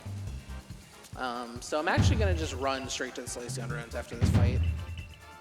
It's not worth waiting around. Hey, just be thankful it's not a Parasect plus Toxicroak double battle here. Imagine if Pokemon that were angry just like, stuck their nose in business where it doesn't belong. That'd be so annoying. Yeah, I'm on Coin's team now. You're going down. That'd be ridiculous. I would definitely need like a... The thing that's most annoying about those multi-battles is that there's no Red move. moves that hit everybody. Yeah. I'm Oh, wow. lucky. I don't know what I'm gonna do here actually. Yeah, I feel like it's either Geodude That or was not a Barrel. crit. That was just a really bad roll. Really bad Yeah, range. must just had a bad Starly. Level 19 is so scary on this fight, but it's hard to get level 20. We see Rock Smash. Okay, from here Geodude can clutch it for sure, so this should be fine. It's just slow. That's crit.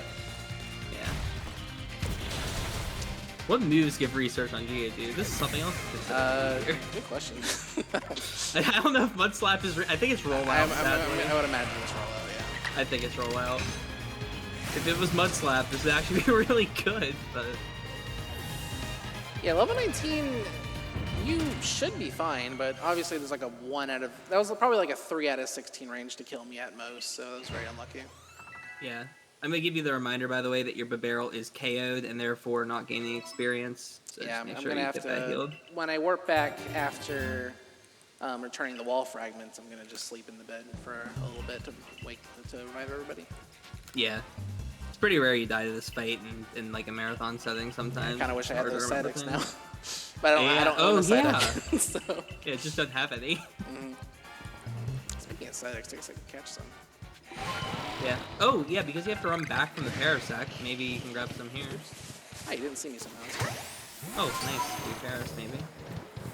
Where's the Psyduck? Oh, there you are. Yeah, 2 Psyducks here. There's usually one that spawns on the other side, too. No! Oh my God, this is 10 seconds. I went for an angle I'm not familiar with. I just gambled that it would work. Oh well. That's the Psyduck angle that they didn't teach you about. Yeah, I'll just go for the one I know now. Yeah. Oh! It just made me run forward. Okay, I'm kind of getting close to death here now. I gotta be careful. I gotta stop skill issuing. Hold on. Yeah, I put 2 more on the skill issue counter now for you. Up to 3. All right, well, that's over. Maybe I will get close to Shin's PB. No, We'll not see. like this. At this rate, man, if I keep falling in the water, it's over. It's good to know I can probably fall in the water 40 times in my PB and still make it now. Okay, what was I gonna say? Thank God that right now we're not under any like time-sensitive event. Like, Right, yeah. there is an event later where we're literally on a timer to do as much as we can, where something like that would be completely unacceptable. Yeah, there's a couple spots where like catching at a certain time is a task, and you get to the Pokemon when it's just about to go to the next time period, so it can be a big issue sometimes. The final area specifically is routed with just enough nighttime to do everything at night. Yep, yeah. And then sometimes Chatot can be an issue too, catching during the day. If you're a little bit slow at the skills, that typically doesn't happen. Yep. I think with this sleep and the 2 drowns, I've lost 30 seconds. It's not that bad. It could be worse. All right, now we're gonna go to this area over here. We're not supposed to be here yet, and you'll learn that very soon by the fact that these Cricketots we're gonna be, hanging out with are in their 40s, level 40s. Yeah. And, I don't know why they are. They give great experience at least, which is good. Mail? Can I get a mail, please? 2. Triple female. So gonna have to feed one of the ones over here now. Also a little bit awkward getting here, catching these teddies. Oh, that was an unfortunate throw.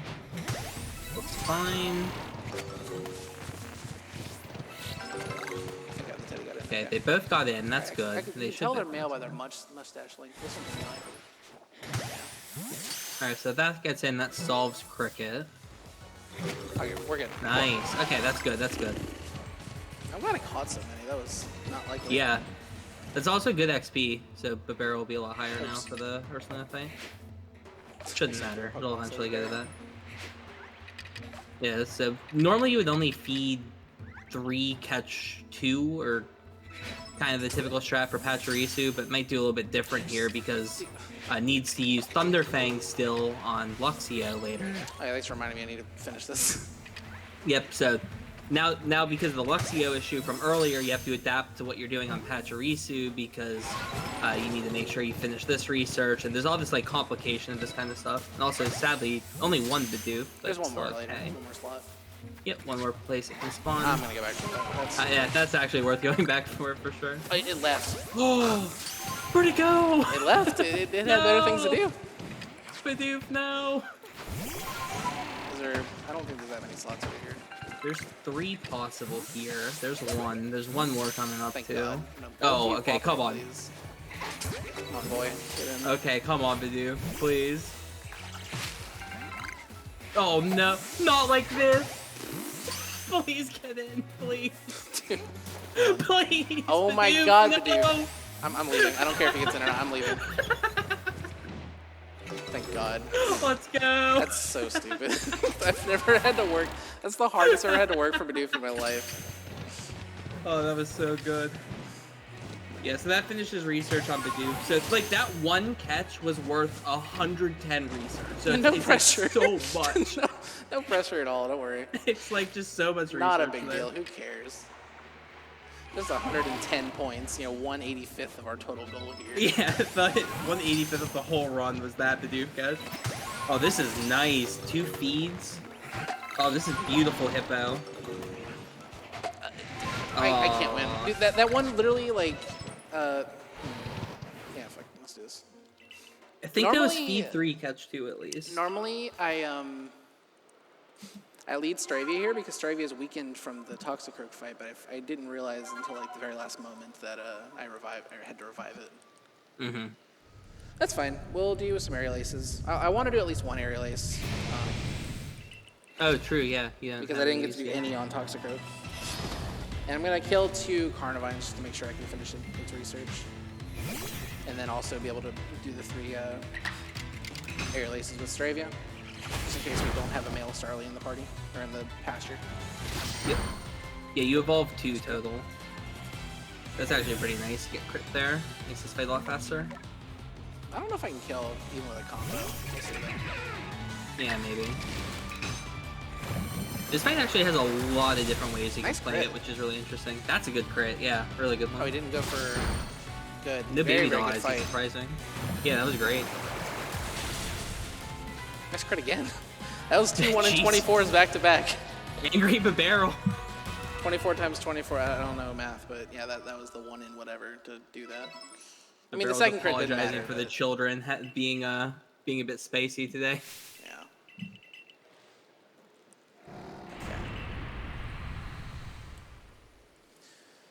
Oh dear, not not the best Crimson one I've ever had in my life, but we'll just forget that happened. I'm gonna double check some things. I'm actually gonna sit here and linger on the research here for a while to make sure everything's the way I want it because it matters a lot. Yeah.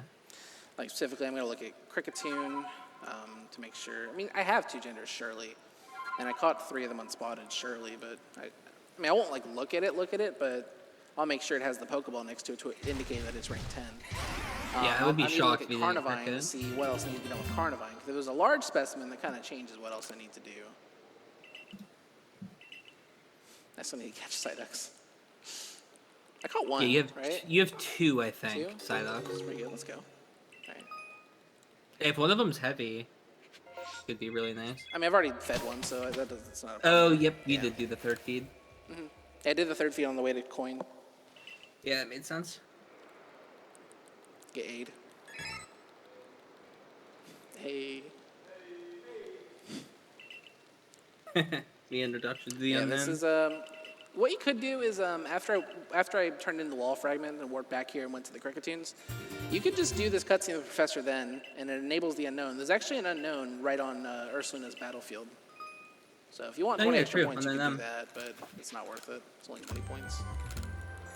I guess you could always grab the one at Diamond Clan, but I mean, it's only 20 points. Paris, Psyduck. Yeah, I need to catch 1 more Psyduck. Rank 4, so 2 kills and 1 stun will be fine. No heavy Carnivine. Finished Patchy, which is good. I did not finish Hippo, but that's fine. I just need 1 more catch later. Alright, Stravia. Alright, whatever. We'll do it. This is still right about on pace. Just about 3,000 research is pretty reasonable here. Yeah. This is going to be the slowest area for me because, you know, this research does matter. Normally, when I'm doing my runs at home, I have access to the OBS replay buffer, which when I press a key on my keyboard, it'll create like a local Twitch clip to my computer of the last like 15 seconds. And I would literally just scroll through the research as fast as possible and then look at it frame by frame in the middle of the cutscene. But, you know, here at a live environment, I don't have access to that. So I have to actually pay attention to the research. Yeah, 2 and 1. Well, I mean, 1, getting a stun is risky. And just to be clear, are you saying that you were using tools to assist you in your speedrun? So anyways, Ariza's run off. And we need to find her because she is kind of being implicated in tampering with Ursulina and making him enraged. Yeah, totally tassing. Absolutely. 340 without tassing? Are you kidding me? No way. Yeah, we skipped a Pokemon yesterday. Badu. You could do it yesterday, but I tend to prefer to do it on this day. Just because I can do some movement that I came up with afterwards. Yeah, we go up the mountain earlier. Yeah. Alright, Badu is pretty simple. That's funny. I like to use these 3 citrus berries on the Badus. That was terrible. I had to like That should change still course work. at the last minute because I was going to hit it in the head. Yeah. All right, wasn't close enough to the rock to impede its path, so it's fine. Yeah, all good here. Yeah, only need to feed 3, catch 1 here, so. Oh, that's it. I don't know if that L1 8.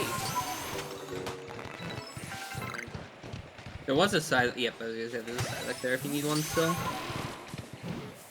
And then another nice little river jump.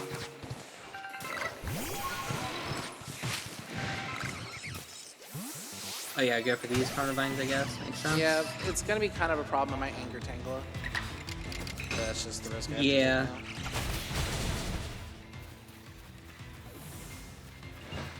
They can kind of tell if you kill the grass type nearby. It's shaking, I can't do that. It's right here, right? They don't look aggro, No, which it's over is here. good. Yeah, a bit more to the left. There you go. Oh my god, I can't do this. I'm so lost. Here we go. There's a visual. I have like a visual cue for where I can jump up here. Yeah, I Radar usually can go use the anywhere, but tree. you know, sometimes he needs a little bit of help. Yeah. Sometimes everything takes a couple tries. I think that one's a sleeping, or like a sleep, or like relaxing or something. Alright, thank God they're not aggroing it. Mm-hmm. They should be. When you kill something nearby, they usually don't like that.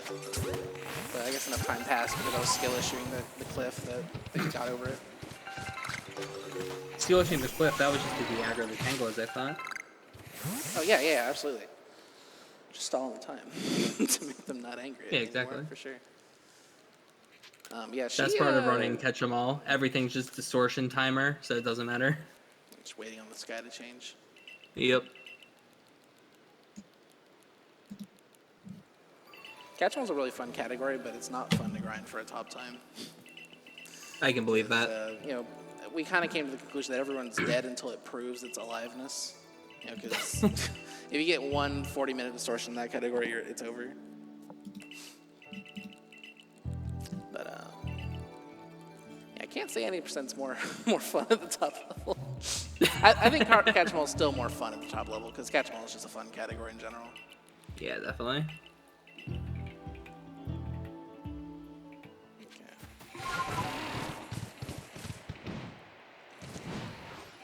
Always the savior cricket tune here. If you ever miss a task, sometimes you get one up here that you can use to finish it up. I'm gonna stun kill here. Yeah. Oh, that's a bit tight on items, sadly. Yeah, I'm gonna hope that this thing drops a mud ball for me. It can. It's in its like item pool that can drop. I think it's 35% from Carnivine. Casper. Okay. Casper Firm, unlucky. It's fine. I can actually stun a Rhyhorn later. And plus these Rhyhorns that's can also drop. true. You can drop mud balls. So Yep. Always a possibility. Yeah, so Rhyhorn's one of the fastest Pokemon to finish if you get lucky, or if you have enough items. I Let's should go. say. Nice. Oh, let's go. all right. Got As long as they all get in, it's fine. I got another mud ball. Nice. Got another one. Okay. All right, They all got in. Cool. One more. Let's go. Amazing. The triple mud ball. Literally being carried by this run. Yeah, I mean, to be fair, like, you probably should have just had more stuns just from RNG, but made up for him here at least, which is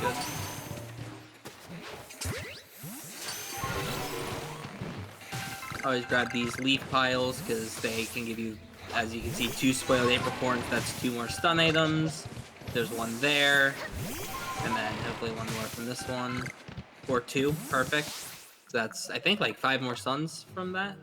And then can evolve the Geodude here too, which is nice. And it's completely unpunished for my stun count. Yeah, that was great. That's alright. But yeah, you can always just delay doing things until later, but getting earlier research is sometimes kind of important. Like we saw earlier, you know, delayed Psyduck and nearly didn't have enough research to get the I second didn't mean map. to say no, but whatever. It happens. Might just evolve Paris just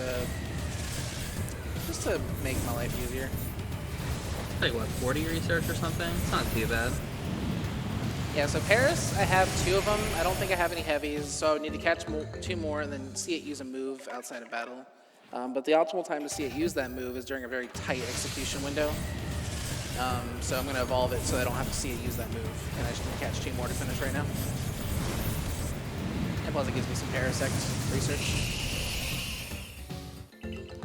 Creepy little thing. noticed its eyes before.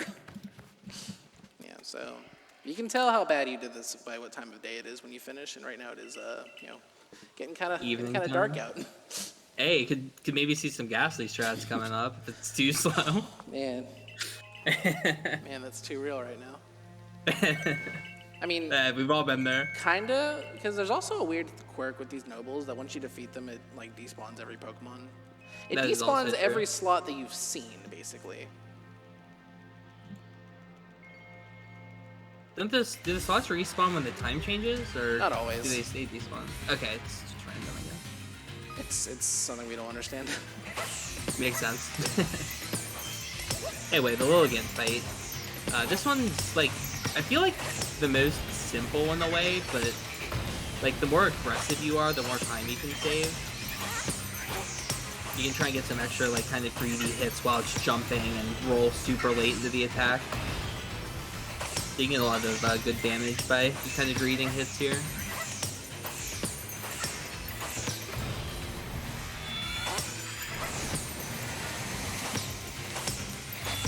And then once again, as soon as the Pokemon gets below half HP, it's going to do that little yell, so you want to throw it straight up. It's not like you're giving me like a tutorial. I'm like following your instructions. Like, okay, yeah, it sounds good, Shen, I'll do that. Yeah, so Halqery's going to roll a couple times here to dodge these attacks and keep throwing the food here, and it's almost gone. And I can kind of tell how well I did it based on how many bombs I have to throw there at the very end. That was 4, so I'd say 2 is pretty good.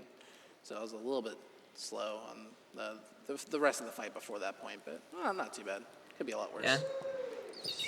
I'm usually happy as long as I don't see the final attack. Sometimes you just miss a couple and then you have to watch this long attack animation.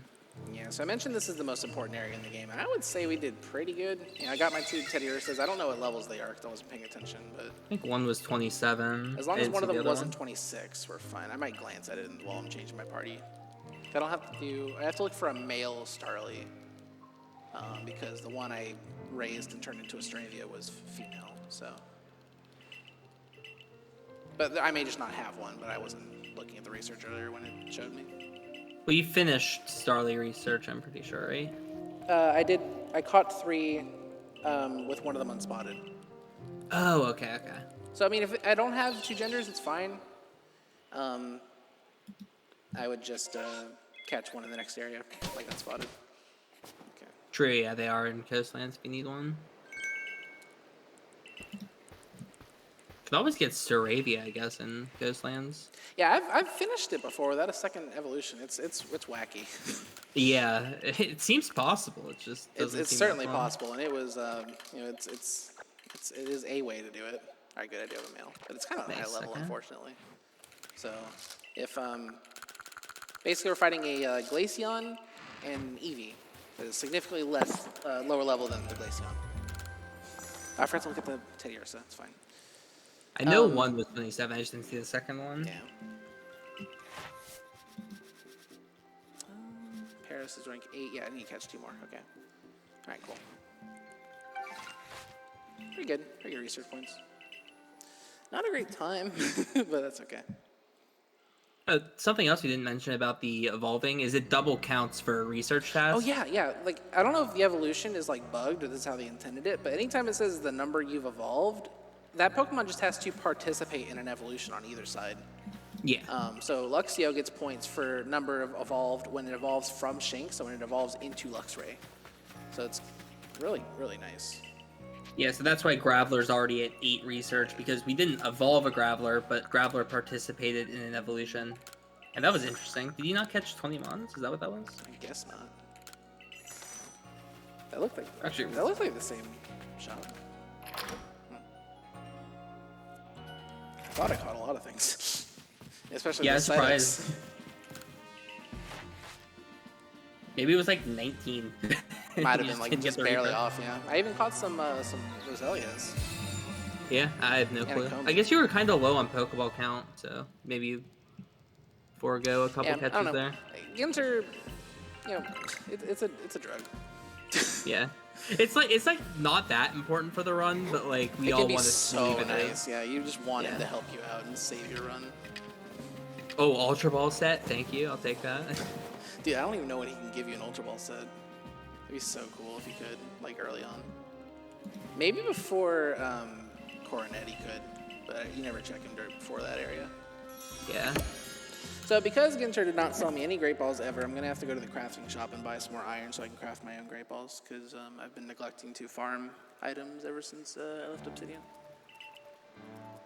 Yeah, typically there's a lot of rocks. Every rock that you can farm has different rates for different items, so some of them have a higher percentage chance of iron, and you typically want to grab those when you're going through different areas. But that's slow, so you don't want to spend too much time farming stuff. So there's kind of like two schools of thought where one of them does one route where you farm a little bit more and craft your Great Balls, and then there's another school of thought where you spend a lot of your money on iron for Great Balls, and then you can craft them yourself. And there's like benefits to doing both, but Yeah, the idea behind it is you get off Weird Ear, throw a Pokemon at the ground to break the rock, and then get back on Weird Ear, and that takes a second. So if you're doing that 20 times or more, you might as well just go to the crafting shop and spend 20 seconds there to buy the stuff. And I don't really think it's faster, but I don't know. I might as well, just in case it is. I think Yeah. I get off Weird Ear and do that really quickly, personally, but that's just me. yeah, I have no clue which one's faster. It feels like they're probably both about the same. It's just kind of preference. Yeah, it's just you're dealing with a lot more consistency going with the crafting shop, which is kind of like why I do it. Yeah, that's also true. Because you can only, like, when you are breaking tumblestone ores, they spit out 5 items usually, but they come from a pool of items where you can get like evolution stones that you don't need. You can get the tumblestones, then you can get like iron ores. But you can get a very lopsided amount of iron ores and get like no tumblestones, or get way too many tumblestones with no iron ores, and it's just it's kind of awkward. So Every rock has a different percentage of every item, so you have to know, like, okay, this one's a 40% iron, this one's a 5% iron, I'm low on iron, I want to go to this one. It's very complicated. kind of a long cutscene here, but we're over it now. So he's telling us to go meet him back in his office. Before we do that, we're going to go to the crafting shop. I'm going to keep this camera angle because the water wheel lags the game, I'm pretty sure. That's an interesting idea. That's really cool. It makes the game like a slideshow. It's so bad. Yeah, no, that's like, that does make sense. I've never thought about that. Okay, he has you this get a little quest bit for of a me I'm not quest going to here. do. You have to watch him give you that quest first before you can buy anything. Don't tell him you're not going to do his quest right in front of him. He can hear you. I mean, he'll figure it out. That's fine. Yeah, I can also buy Caster Fern here, which can be good, but you were kind of picking that up anyway, so. Yeah, I mean, I've picked up enough caster ferns to get me through this next area. I'll buy more after I finish this area before Coronet Highlands. Have I ranked Yeah, up that makes yet? sense. I have. I don't think you have. Oh, wait, yeah. You have to make sure, because you can. When I talk to the professor here, he's gonna give me my next mission, and then Celine's gonna be like, "Well, this is awkward. You can't go there because you don't have enough. You're not high enough rank," and then you just lose time.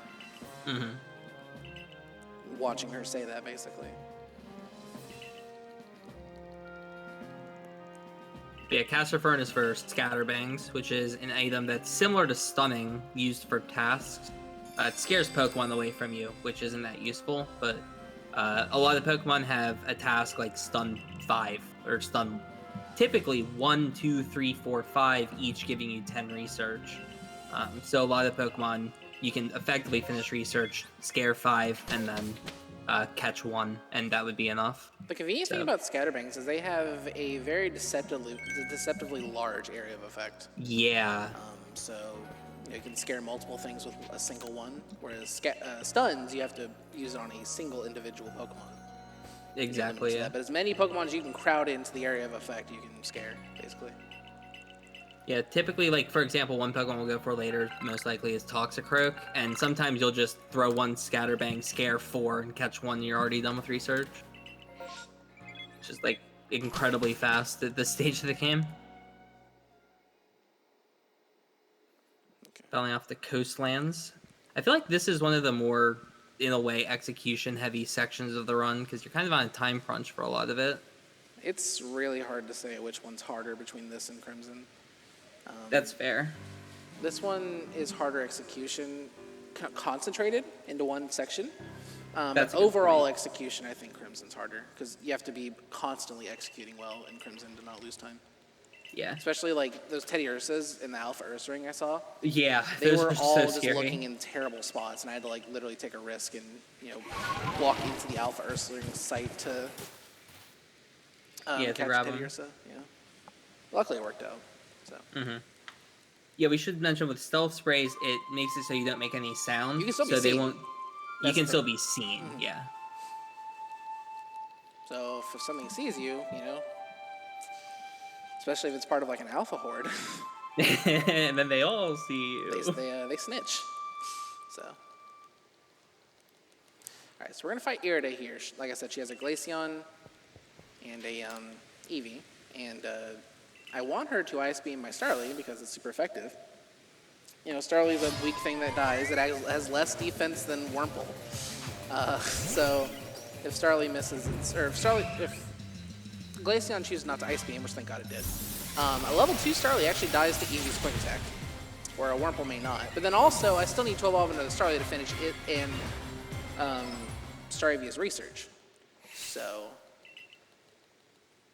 Just saves time with menuing in the PC to bring it's Starly our, with it's you our instead SAC of- Pokemon and something we still need to evolve. So we're not going to go back to the camp at all. We're just going to keep going. Whereas back in the day, we used to like SAC post something and then warp back to camp and get an actual party out. Yep.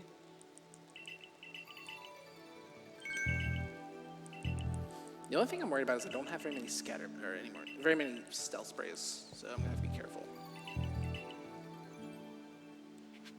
Yeah, it's always tough having low stealth sprays because you kind of just need to use them. They save too much time.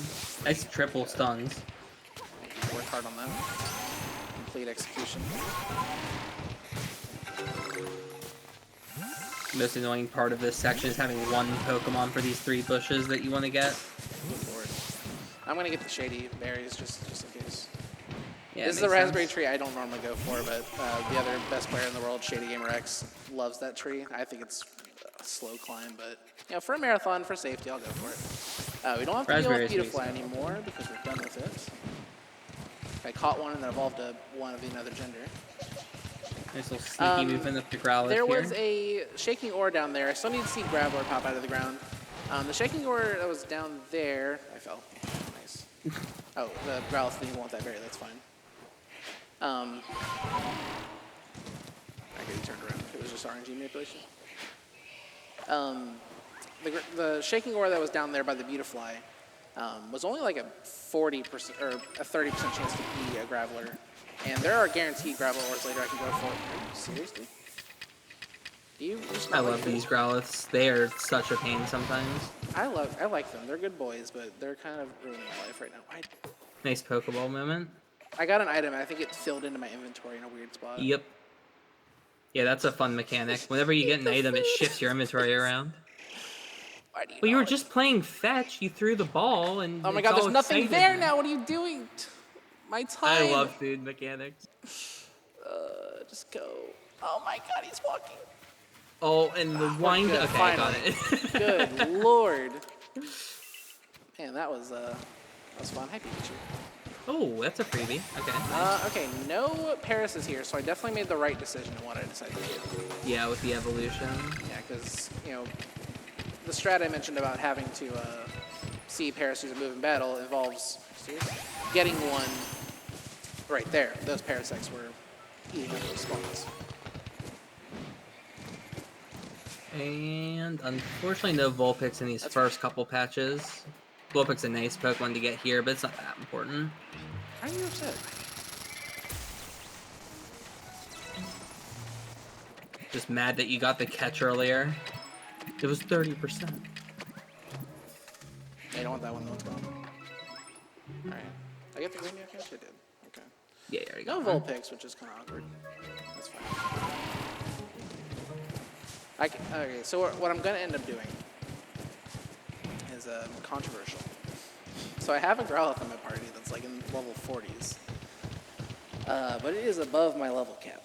So it will not listen to me always. No. So I have a 50% chance of this working out. No. Yes. It is a valid strat, because if it dies, I'm going to ideally bring a chat out with me too, and I can just clean it up with fair. chat out. So if it works out, then it's a complete calculated risk. But if it doesn't work out, I have a backup plan. This is a nice way to ignore Kolava, the starter that's been here with us the whole time since the beginning. Yeah, the idea would be normally to bring Quilava with you in Crimson so that it gets experience, and then bring it with you later if you don't get Vulpix, which I did not.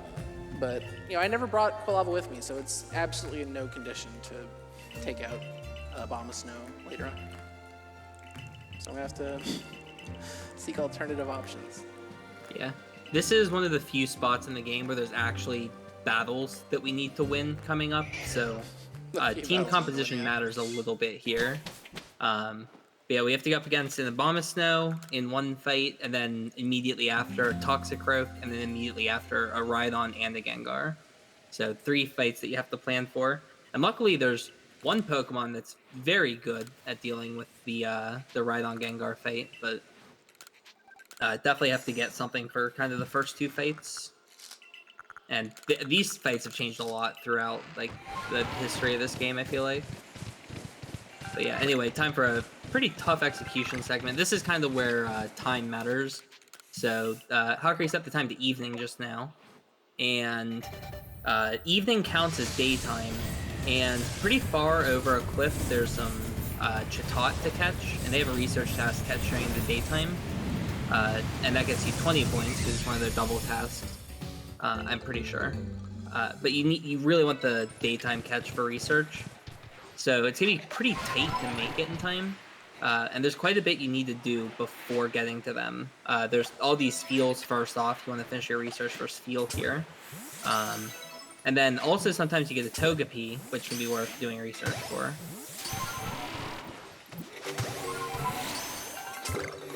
Chucking balls at a bunch of them. Hopefully 3 get in.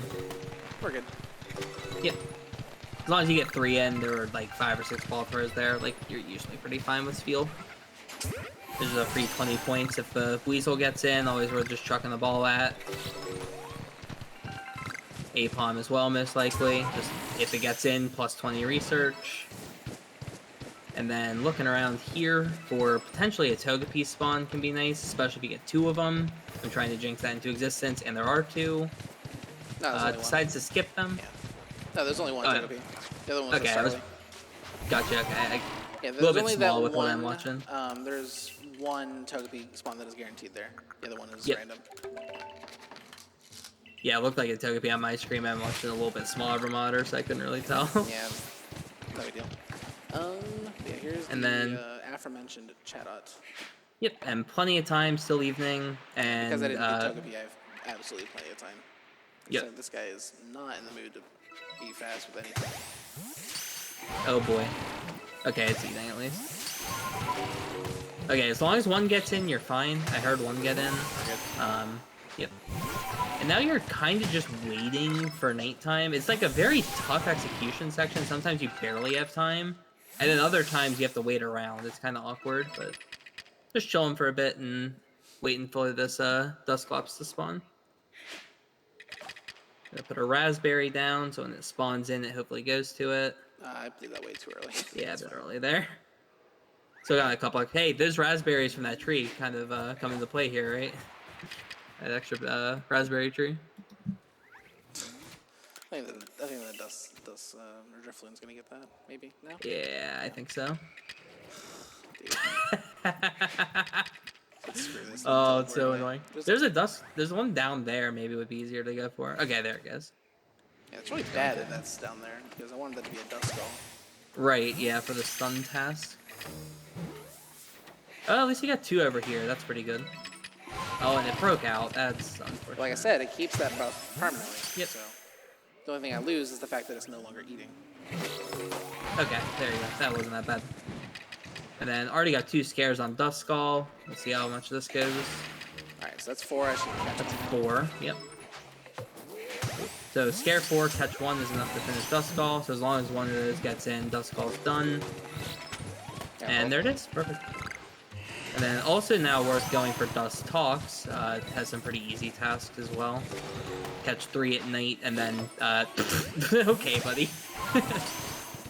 Catch 3 at night and then using... Or 2 at night and then using strong poison powder is enough to finish Dust Talks. So another really easy Pokemon. These ores are 100% Grappler, but they're not shaking, so... Yeah, unlucky. Getting past the Apom. And then the other thing that's nice about this this route here is it's already nighttime, so we don't have to sleep at the house and wait until nighttime. Yeah, what's his name? Iskin will give you a place to sleep to nighttime, because he tells you... He's basically going to go tell us to do what we already just did. He needs Dusclops. Dusclops is mandated by the story to create food for Basket Legion so that we can befriend it. Because you know, the food is not scary enough without Dusclops using Shadow Ball on it.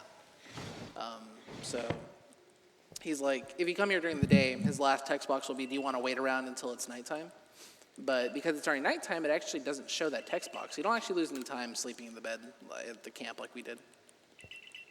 Because, you know, how much time we spent sitting there sleeping is saved by Iskin just not showing that text box.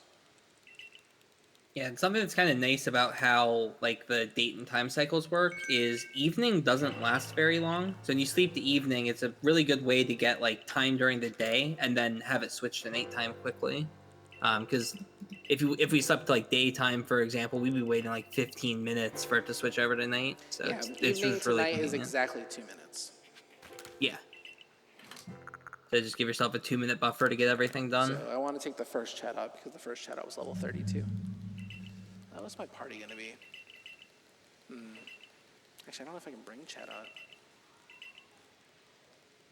I don't know. You haven't done Teddy yet. Teddy's still on the table. Yeah, I need to do Teddy, Dustox, Teddy Dustox, Growlithe. Growlithe I guess I has could to bring be. chat out and like...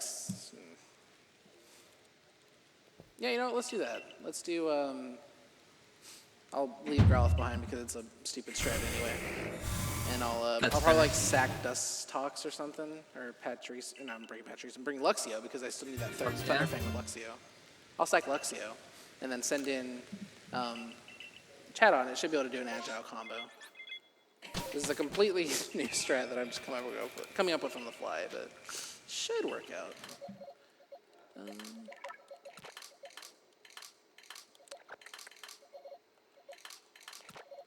Need you. Oh, yeah, you're fine. All right. This. I need my bears. 29, cool. All right, 29, 27 is fine. If it's 26, it will not get to 30 by the time I leave this area, and it's really unfortunate. But we don't have to deal with that.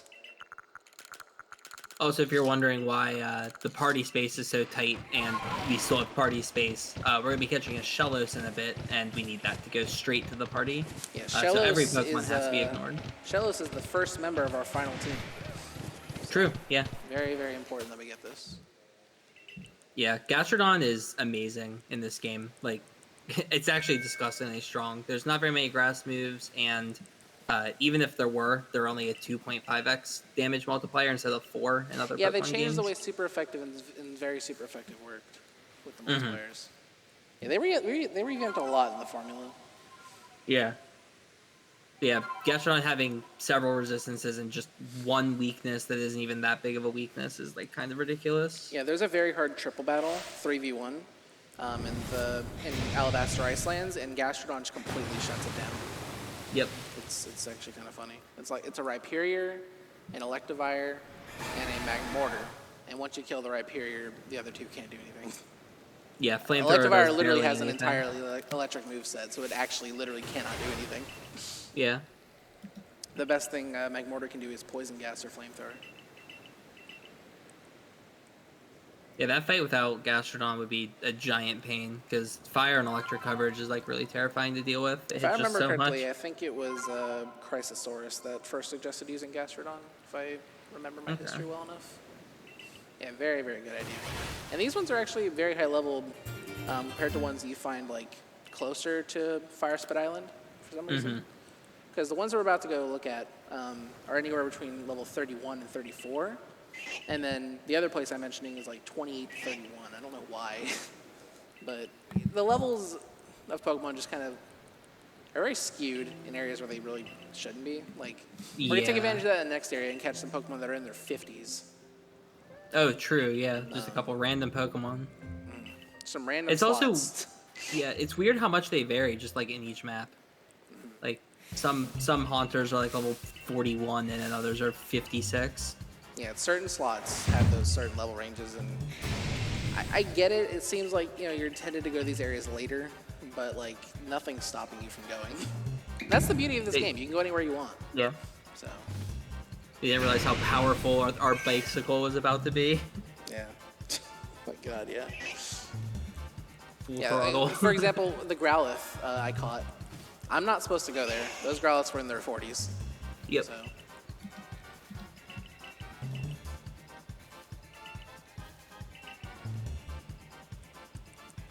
Also, these are the 3 battles coming up. Bit of a introduction to the evil team here. Yeah, the Pokemon that just yellowed us is the hardest part. Yep. Yeah, that Gengar is such a pain this run. There's I can't believe they there's gave a them strat a around it. Gengar. If we happen to get a level 34 and we're at full health and we go first against Charm, if we do a strong Mud Bomb, Correct, yeah. we get obscured, and that makes us more evasive. So Gengar is going to want to use Dark Pulse both turns, which for some reason they made any move that ends with the word Pulse 100% accurate or never miss in this game. I don't understand what the logic was behind that, but that is a fact. Those moves never miss.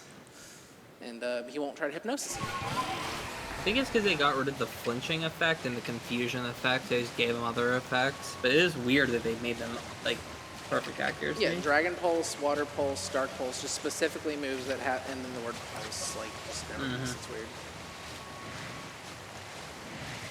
I'm so hopeful someday to see a shiny during this section, and I can breeze past it and have the excuse, I'm not allowed to catch right now. Sorry, guys. Oh, I've seen a shiny Drifloon here. I've done the poison powder on it and just left. Beautiful. I love that. I wish I left it. It was a while ago. So yeah, Basket Legion still moves fast, even like in default speed, I guess I'll call it. Alpha Mantine's a baby. He won't hurt us. It actually runs from you sometime. He's just hurt. Alright, so probably going to glance at the Gastros here. Is typically the strat. You just want to see which one's the highest level. We're Gastro shopping right now. Yeah. And the first one, 33. Not bad. Not bad. Worth it. Punished. Oh. Whatever. Could have taken the third. And you only need to catch, I think, 3 unspotted here. Usually pretty simple. The problem is I have 1 Great Ball. Oh. I love this strat. This is very cool.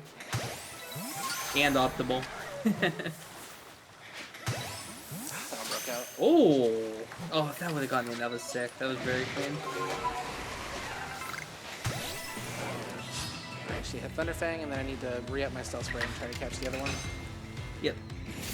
So Tentacle is a task. It's double points for catch unspotted. So you want to catch 2 unspotted for 80 points, and then defeat 1 with Electric for the last 20. I'm gonna go into Evolve Shellos now just to combine the menu. Yep. But yeah, Tentacle has those 2 tasks, and that little jump above, get off Basket Legion, throw the ball while you're falling. For some reason, you just get them unspotted when you do it. So it's like a cool little trick the shot. jump over their head forces them out of the water. Right, yeah, and then you catch them before they notice you. But yeah, it's just, for some reason, the optimal way it feels like to catch them is this little trick shot. Nice. Yeah, I wish I had more Great Balls, because the Great Balls just, definitely, they increase the chance, but like it's a dramatic increase. Yeah, by quite a bit. Finian problems. This Pokemon sucks. Finian is so annoying. Oh my god, right. Whatever, I don't care. I am skill issuing way too hard for this. Is this the... yeah, this is Air Finion, I think. Yeah, there you are. It's literally out of the water. Nice. Because its path is drawn really weird. All right, I got one. That's 40 points. That's pretty good. Now, every ore on Fire Spit Island is a 100% graveler, so I'm going to pay attention and see if any of them are shaking. I'm only about like 5 minutes behind PB. Most of that is Crimson. All of that was Crimson, actually. That's about how, where I was at when we left Crimson. I mean, one of the minutes was also a cutscene, so. Yeah. I do not know what the play going to be here is. The play is die to Abomasnow and then send in Chatot and try to go for an agile into strong air cutter. Okay. It should work. Abomasnow's not that fast. And then we'll keep Chatot in, and Chatot outspeeds Toxic Croak and Oko's it. At this level, it should Oko with strong air cutter, if not, be a very favorable range. Not that big a deal if it dies after that anyway, because you have plenty else to clutch the fight. Yeah, Gastro for the Gengar battle. I would not be shocked if Luxia is faster. Okay. Shut up. Oh, your first slot. That's weird.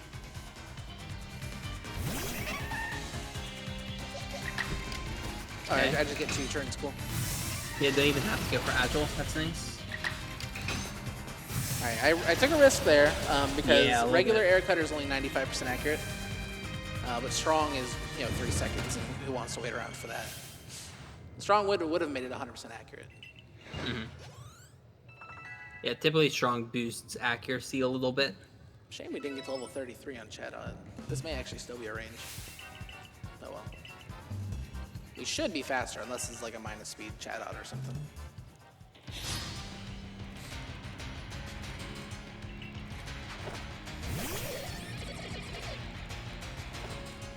Yeah, Chatot's actually another kind of newer strat for these fights. Makes these a lot easier. The other reason why it's nice to have Chatot, even if it doesn't outspeed the Toxic Croak, this Toxic Croak likes to go for Mud Bomb, which is another one of those moves that boosts its evasion. It's crit. I think Air Cutter's a Halqery move, right? Yeah, I think it does. So whenever it gets used in strong style, it actually has a 50% crit. Yeah. Air Cutter's crit, and then Air Slash is the one that would normally flinch, but drop speed in this. Mm-hmm. Yeah, they tried to adapt all the changes, from flinching, critting, and all that stuff. They tried to, adapt it well to the initiative system here. Yeah. I think it works well, mostly. It only doesn't work well when there's like multiple Pokemon in like a triple battle or something. Like it's just, you never get some go. It's like, when's it gonna be my turn? And I get it. It's not well done, but I'm gonna go it's so silly strat. in those triple battles that when something's like using quick attack over and over, and you just get your speed dropped and dropped.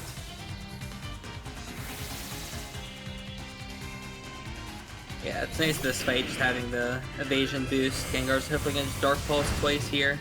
Yeah, he will, because he doesn't want to risk his move missing.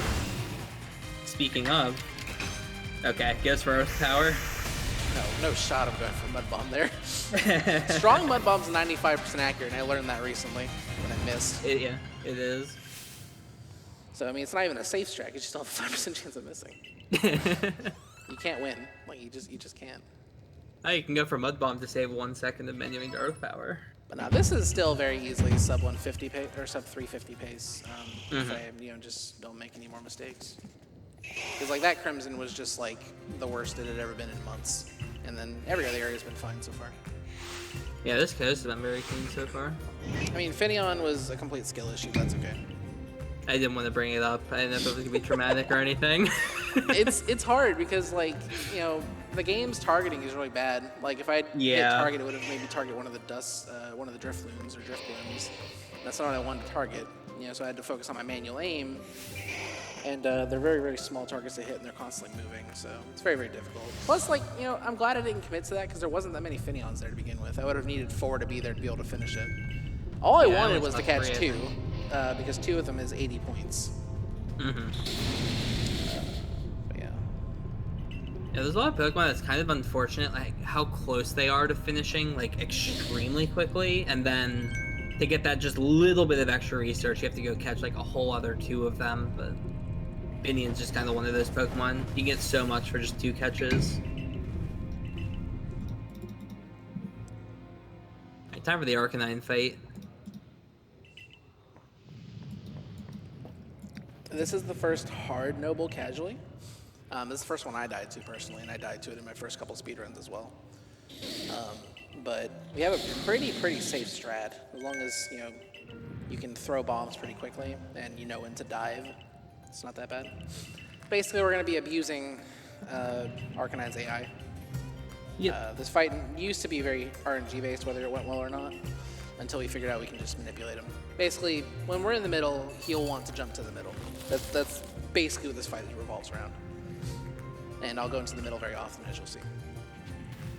That's also a very hard crouch cancel. I literally did everything right. It's just God said no, and that just happens sometimes.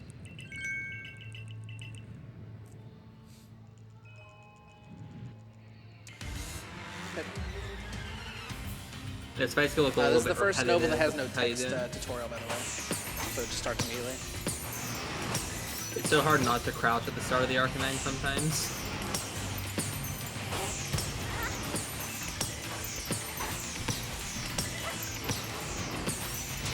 I got greedy.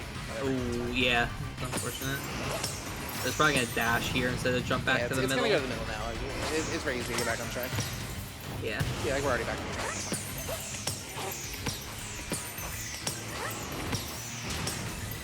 Like, I mean, like, you're pretty much invincible the moment you start dodging. So, like, I thought, I can probably fit one more bomb here, but yeah, no. Yeah, it's fiery in the middle. We should not go there, right? Wrong. We're still gonna go there. It's fine. Yeah, we only have to sit here for a little bit, and the damage isn't proccing that much. We're fine. We're not really taking a hit from other Arcanine otherwise. Yeah, like a kind of theme about these later noble fights is some of their attacks just don't do a lot of damage, so you just kind of tank those attacks so you can maximize your own damage. This is definitely one of them. You were good to do that. I was like one, like if I had been able to throw that last bomb, I would have killed. That's fine. I disagree with that hitting you entirely. You should have had that. That's fine. I looked at the health bar and I'm like, this is going to be very tight. And it was. That's fine. So now I'm actually going to pull up the route on my phone because, like, I can look at my point total and have a good idea of how many things roughly I have to finish based on what my points are in order to get to pretty much exactly 8,500. So I'll just need to, look at my points and line it up with the charts.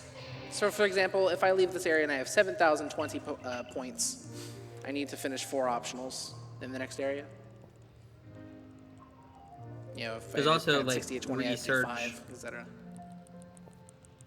Yeah, I was gonna say there's also like this research you can get on Pokemon you already have. So like I think Paris is just 20 points away from done. Oh yeah, I forgot I don't have Paris done. Yeah, Paris is like 120 Paris, if I manage to catch 2.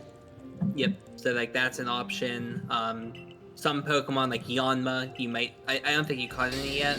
Sometimes you've already caught like 2 Yanmas. I'll know because when I target Yanma to catch it in the next area, it'll say unobtained if I don't have one. Exactly, yeah. But like some Pokemon you've already done a little research on, so they're a little bit less than you might expect. So there's like a little bit of calculation to this, but... Yeah, one thing's for certain, I have a lot of stuns. I saw I had 12 spoiled apricorns, and I think I have a sticky glob. I don't know how many mud balls I have. Yeah, you had a really good set of the leaf piles. There's a lot of stuns from that. I might be able to do Hippowdon and Golduck and Skuntank, which is very rare. Yeah, doing all 3 of those I don't see like very often at all. It just requires like a massive amount of stuns that you just don't normally run into because, like I said, it's all RNG. Like the only way you can get sticky globs is from those boxes and crates and like chests that I broke while I was waiting for nighttime to hit near the dust globs. Like that's where I got mine.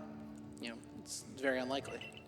Well, it's funny you get 1 stun for 3 Rhyhorns, and then suddenly it's like, oh, I can do everything with all my stuns. I have too many. That's silly. Can't even think about what you all these on. 14, 3, and 2. 2 sticky globs. Yeah, we can do that. Yeah, let's do it. We have enough to do Golduck, Powhun, and Skuntank. Cool. And like 1 extra stun if you just feel like it on something. Oh yeah, I'm sure. What is it? Haunter's gonna force that out of me. Yep. Yeah, Haunter's another spot where you'll usually see that. Do you do the 2 Sneasel route where you need both? Yes. Okay. Yeah, I'm gonna get my sneezes here. That prevents me from getting research now with Asteroids. Yep, makes sense. Alright, so we're actually gonna. Just the fog just set in. Oh wow. So, Rare weathers today. is that fog? I think it is. Yeah, I think it is too. 25. Yeah, it's kind of a low number of catches. I'll This scroll is through the sick research. all I would weather normally days. just advance through this in a PB attempt, but I'd like to know what's not done. Mm-hmm. Yeah, makes sense. You should be ranking 9. You are. All right, cool. Yeah. All right, I finished everything that I wanted to finish. Cool. 64 is kind of low. Like we said, we have some unfinished business with Paris. We're missing 120 points on that. And Ursaring. Sometimes that's done. Yeah, Ursaring can be done if you bring it with you and you use Bulldoze. But we did not do such a thing. I guess that's typically a strat. You only see if you get crit by the Toxic Well, Crow. I think there's I think Ursaring actually has a task for 2 different forms. If you have a male and female Teddy. Yeah, but that only gets you to And 90. then, yeah, and then if you use a slash, it could be done. Oh, true. But, yeah, it's Both rare. form slash. Well, you probably have access to Ranger in front of you, don't you? I could pull it up if we need. Yeah, I guess Must I be could look. nice. We have a tool that was developed by Corvame, the PSR community. Absolute mastermind of software. I think she's actually the tech lead of Frame Fatales now with GDQ. Yeah, basically, it avoids us having to go to all these clickbait websites that just put out all this information the day the game came out just for clicks and SEO. It's basically like a database of all the research. You type in a Pokemon's name, it'll tell you what all of their tasks are. You can click on it and it'll tell you how many points you have. It's a very, very, very useful piece of software for sure. Yeah, before Ranger, my average run would end with 28 Cerebi pages open. Now it ends with 0. So Oh yeah, Cerebi very had helpful. a thing at the bottom of their page too, right? Yeah. Yeah, Cerebi was where I always went. Shoutouts. Trust the Cerebi. Their page looks like it's from 2000 still, but it's useful information. The information comes from 2185, 85 years in the future. 200 years advanced. Okay, so yeah, you may have noticed that the only thing in my party is Gastrodon. You may be wondering what could possibly kill Gastrodon. We're gonna be There's fighting. one. We're gonna be fighting Adaman, and he has a Leafeon with Leaf Blade, and it should go for Leaf Blade and Oko Gastrodon, because Leafeon has 130 base attack. Attack doesn't matter that much, but when it's that high, it does matter. If your attack's 80 or 90, nobody cares, but 130 is a massive jump from anything that's 80 or 90 attack. It's also higher level by quite a bit. I think it's 40 something. Yeah, it's very, very, very, very rare, but sometimes, despite us putting this beautiful bait in front of it to just instantly destroy, it can choose to go for Calm Mind. Shout outs to Thomas Patrick WX for discovering that. We call it getting T-padded whenever it happens. I believe it's if he you have a found out good about enough it. Gastro that it lives. It He goes found for out about Calm it, Mind. and then right after he did it, and we were like, that's never happened before to anybody. We've never seen that. I got it twice that week. So that was fun. All right. We're going to go back to the training grounds and go back to the crafting shop. I didn't actually see how much money I had. I don't think I have that much. You didn't buy anything from Ginter, so you're probably pretty decent. As long as I have 15K. Oh, 2 rocks. Take those. All right, there we go. Yeah, this is fine now. All right. Oh, I already have enough apricorns. Cool. I'm greedy. There we go. Last time I did this, in my world record, I accidentally bought a lot of beans. At that last thing where I bought caster ferns, I bought 11 beans, and I don't know why. It's an issue that happens all the time. I just really want beans for some reason. You're rewriting the Jack and the Magic Beanstalk story. I'm like Black Tumblestone, Iron Chunks, Pop Pods, beans. It's no, there goes the rest of my money. I don't need these beans, dude. It's the dumbest mistake to make. And normally I pick up too many caster ferns, so it's not that big a deal. But it's just obnoxious. So luckily we got a fast fight. There's so many ways to lose a run. I would love to see just the compilation of the Dude, top I should, 20 dumbest. there's a YouTuber named Pokemon Challenges has like a video like every time he wiped in a Nuzlocke and like how it happened. I'd love to do like a run like every time I ever wiped, every time I ever lost a run, the compilation of how it happened. Because actually, I have recorded every single run I've done. Because ever since Arceus came out, I started local recording all my streams and everything on a 5 terabyte hard drive. Dig through all that. Yeah. That'd be something. See, you once bought too many beans. I once bought 196 orange berries. So we are the same. Man, you're set. You're set for life with that. I went for Snorlax that run. I fed 50. Feed 50, catch 1. I feel like buying that much should qualify you for profit sharing with the Ginkgo Guild. Like that's you've bought a share. You're a shareholder now. If you bought that many more berries. The Ginkgo salesman was like, you know what? I'll give you great balls today. Here you go. Imagine they could be like bribed like that. Like if you buy a certain number of one item, then Ginter will just run into something in the shop. Oh yeah, I haven't finished Graveler yet either. Yeah, still need to see one from So there's 240 points potentially on the table. Yeah, Growler's random. Paris is a little less random, I think. So I may have to do 6 things, but I'm going to try to not do that. It said it's evening. I need to make sure that I didn't have anything I need to go to storage. It's very, very common that it can. So. Yeah, I didn't see anything in the sell menu, but yeah. Excuse me. I love that little hole there sometimes. Did I not self-spray? I thought I did. 3 self-sprays. That's not a lot. Scary. Not a lot. Yeah. We'll make do. Yeah, no team. Okay, yeah, so no Yanma's. That's 200 points.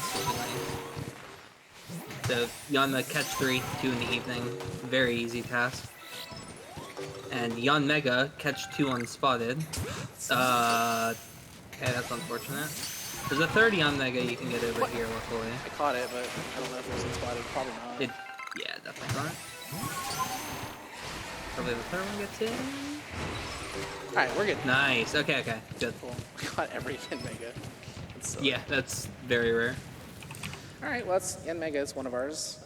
Yeah, I may have. Alright, so basically, the way the route is laid out, Yanma and Skuntank are unnegotiable. You are always doing them.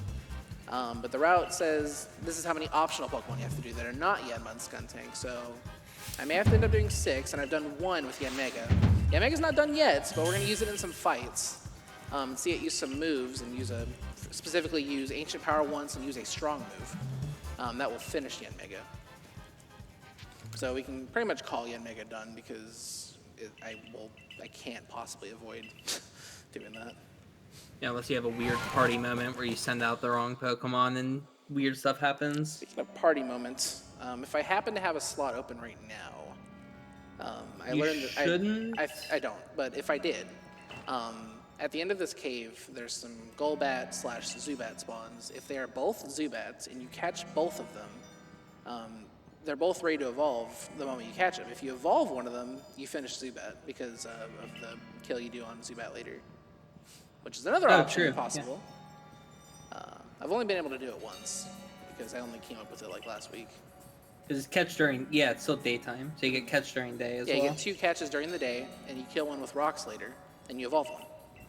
And that's it. That's pretty sick. There we go. I call this the Ingo Zoom because I unlocked myself from the Force Walk, and Ingo's gonna like zoom up behind me in a little bit here. I'm always so scared to do stuff like that. Yeah, usually it's fine, but sometimes I get punished because he tells me to stay with him.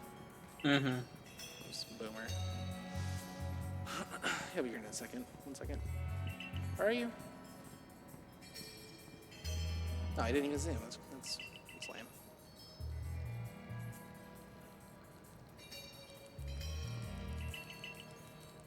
Oh, there's the Alpha Crobat. Okay, I was like, what am I looking at here? Yeah, a little bit farther up than you should be. Even though I can't catch 2 and evolve 1. Okay, never mind. I was gonna say if there was a Zubat and I catch it, that's still 60 points, which is a lot for a single catch. Okay, so hopefully there are Golducks here because they share spawns with Psyducks. Yeah. It could There's 2 spots for be all Golducks. So You finished Psyduck, right? If I didn't, I'm not gonna worry about it now. I should have, yeah. There's at least one. Okay, there's 3. That's really good. 16 spoiled apricorns. Bro, thank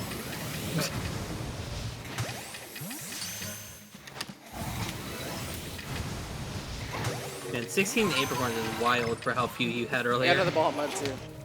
Oh my goodness. Alright, we're done. I stunned 3 and caught 2. Yep. You have to listen for the noises, because there's always that jingle that plays whenever you get a catch. Oh, I need to get Paris. I wasn't paying attention.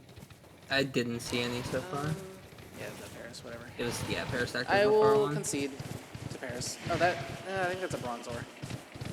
That shaking door. Yeah, these are the Paris weird. right there. Oh, there's one. I'm not going to go for it. That's, like... Problem with going for that one is that there's no more Parises for us in the area. So I could catch it, but it's not going to do me much good. Yeah. I'll just hold the L on that. Is Paris defeat with flying or fire? For pass? Either of those. Actually, I do have flying. You have flying. You could strong move. Wait, it has a Mega. dash for being defeated with flying? And One fire? of them. It's either Paris or Parasect has flying. I forget which one. I know Paris has fire because we do it in the first area. Paris is fire. Parasect is flying. Okay. Yeah, I knew it was 1 and 1. I just couldn't remember. Nice range with the Gastrodon. Unfortunate. That's fine. I like doing this fight and you know, seeing how much Night Slash does, because it lets me know roughly what the defensive capabilities of my Gastrodon are, because there is a point where I'm going to want it to take a lot of physical damage. So that's a good indicator. Specifically when I'm fighting the Alpha Overquill. I'm going to want it to take a lot of damage from Double Edge, so that it does a lot of recoil damage to Overquill.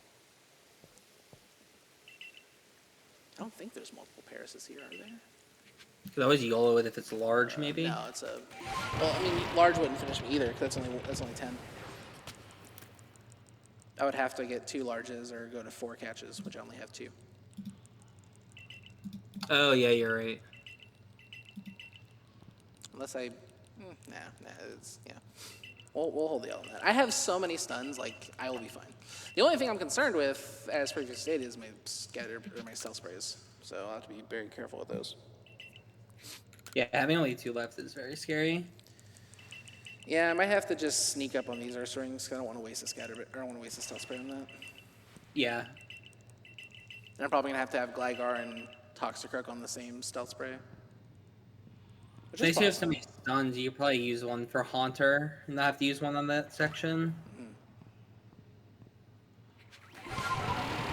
Yeah, this is definitely the point in the run where you're just like so low on materials. It's like, okay, where am I using my last of this? Where am I using my last of this? And kind of figure things out as you go. That's a good Ursaring spot. Unlucky. There you go. Good pyramid cut. You only need to get 1 more scared now. Good. Okay, so Ursaring's done. Not bad for not using... That's a Bronzor for sure. The Gravelers don't start being the encounter until after Ingo. Like, to the left of Ingo onward, it's a... I thought he was... Turbo. I'm normally holding Turbo A there. Yeah, I've been there. Yeah, the mashing technique for this game is not particularly healthy. Basically, there's only 2 buttons to mash, A and B, and you have to, like... The text moves faster when one of them is held down.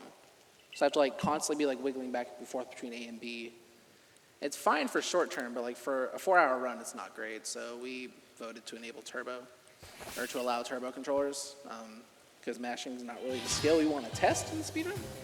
Yep. But for this run, I didn't bring my turbo controller to the venue, so I don't mind using it. I like doing marathons no turbo. It feels more pure for me. Yeah. Okay, so... Switching to turbo at the very end can be nice, though, just to how long that section is. Oh yeah, yeah. If you have a turbo controller you're comfortable with using, you can literally use turbo for the rest of the game. Sure. The problem is there's something wrong with every turbo controller. Yeah, I can agree with that. They just don't feel right compared to like a Switch Tango's been doing this very often recently, and I like it. Like before, like this past week, I've never seen him do the combo like that.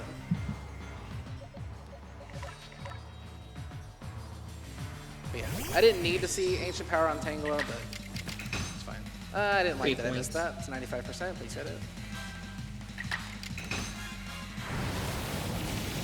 Almost the classic double miss into 20 research moment.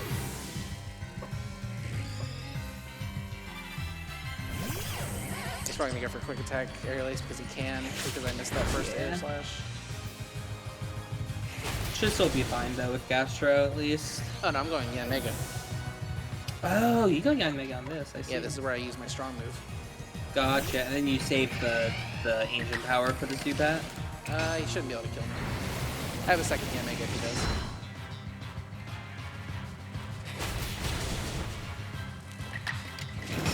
Yeah, I need to see one strong move. Normally, the old strat was that we use the strong air slash on choke, but Yanma kills it with a regular air slash, so there's not really a need to do that. And then, if I had not missed my first air slash on Tangela, that would have pretty much set up a guaranteed combo, just a straight up combo for Tangela, or not Tangela, Yanmega to do air slash and strong air slash on Glide score. But because I missed that air slash, it threw off the whole momentum of the fight, and I no longer had that initiative advantage, basically. Yeah, it's always really complicated on these fights with the like speed turns and whatnot. And even like your Pokemon speed can come into play sometimes. There's some fights where you won't get a double attack because you have a minus speed nature, or you might get an extra attack because you're plus speed. It's all a little bit complicated.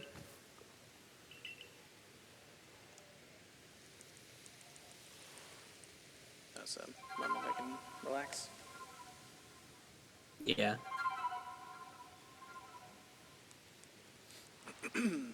Okay. All these. So we have Sneasler now. Sneasler can climb walls. We're gonna do that right away, actually. You wouldn't think this is fast, but we're gonna climb this wall and catch a bunch of Glygars and then fall back down. And it honestly, surprisingly, doesn't lose that much time for how much value you get out of it. Wrong way. Where am I? There we go. Oh, this is a grappler. Cool. Oh, that's good. The problem is it's gonna be hard to run away from this. Alright, we're gonna run away now. That's fine.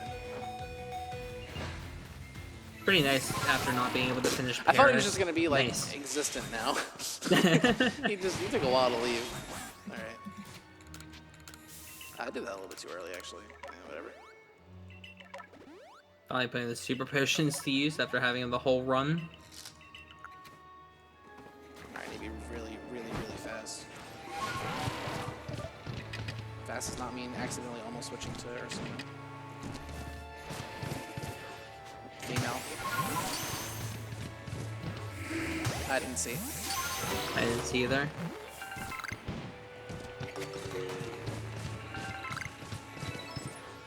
Male. Male.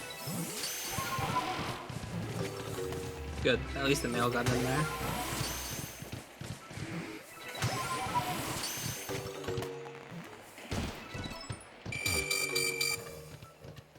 Sorry for the volume warning. The non-existent volume warning there. We are low HP. Be careful. Thank you. I just let you know in case you didn't hear it from Oh, me. yeah. I would literally just need to have like headphones not plugged in to be able to not hear that. Sorry, my ears are so ringing. What? Yeah, it happens. All right, there we go. Very, very good. Nice. Toxic. Yeah, I that was actually good. got 2 extra scares. So that Yeah, helps. just free extra research there.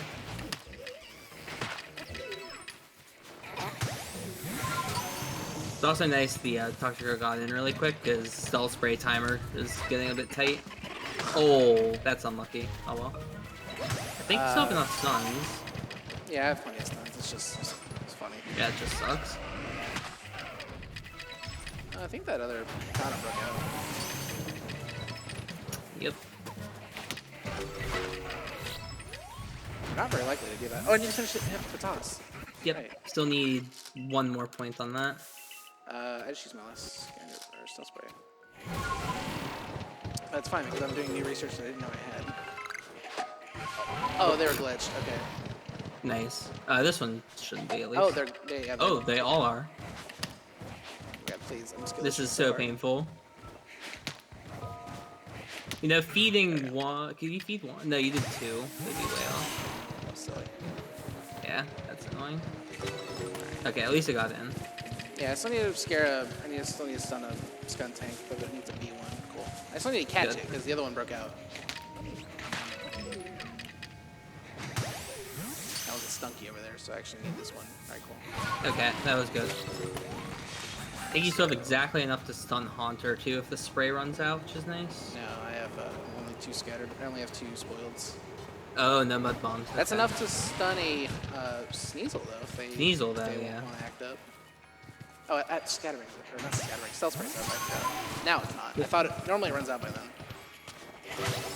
Nice. Those aren't terrible levels. Getting to 55 is nice. 53 is a little bad, but not too big a deal. Right, look for a Haunter here. There's like a 95% or 98% chance that I'm going to encounter one. So. There's one. 54 is fine. I just don't want 53. Yep. Yeah, 54 is when it gets strong Shadow Ball. Nice, and it got in. That's great. Are you skipping? I got a distortion. What? Switch to catch 'em all. I'm not gonna do Mischievous. I'll just hold the L. And Mischievous is really hard to do with no Stealth Spray. There was a Ghastly down the hill too. I did scare it. What? Okay. Fuck it. I'll scare it, or sure, I'll scare it and do a Ghastly. Yeah, there's another Ghastly down the hill back by the Haunters if you want. That'll get you maybe enough for Ghastly. Sure. Yeah, let's do that. Daytime does, or time of day doesn't really matter for me much anymore. Mm-hmm. I think I need to catch. Yeah, two, because you're not doing much of this. Yeah, I think it's catch 2, scare 4.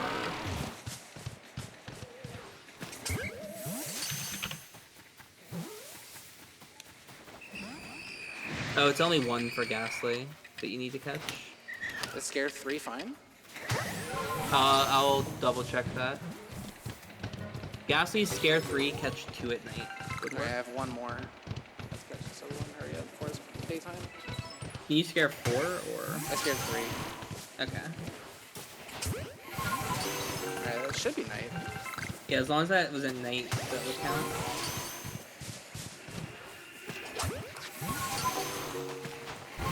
There's a chance this is complete overkill, but Yeah. you know, I just don't want to. I don't want to have to do more research. All right, number caught at night 2. We're good. Okay, so it was 2 at night, catch 1. Yeah, you're good because it's double points for scatterbang, so you got 60 for the bangs. Yeah, and I finished. I didn't finish Paris, but I finished Graveler, and I forgot about Hippo, and I finished Hippo, so that's another 120 I wasn't even thinking of. So it's as if I did, you know, everything I set out to do originally. Yeah, you got a lot of extra points for Hippowdon too. We're probably way over. We are so way over. That's Yeah. fine. Rather be way over than way under, because I did a GDQ hotfix. You were there, and I don't. Were you there? Yeah, you were there. I think Shady yeah. was not there. And I was like way under, and I had to like come back into Highlands and do like a lot more. It was disappointing. Yeah, I was definitely watching. I don't think I was there for that one. Yeah, right. I think it wasn't you. I think it was me, Etiquette, T-Pat, and Corp. Yeah. I did distinctly type lol in chat when I saw the research, though. It was like As I under should. 8,000. It was so bad. I didn't, like, It was pick up, pretty 500 funny. points. It was a complete skill issue.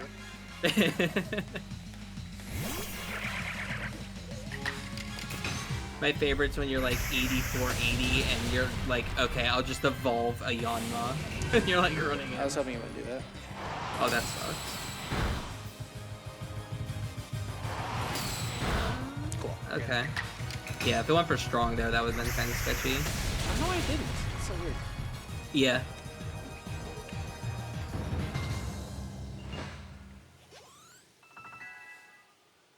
Okay.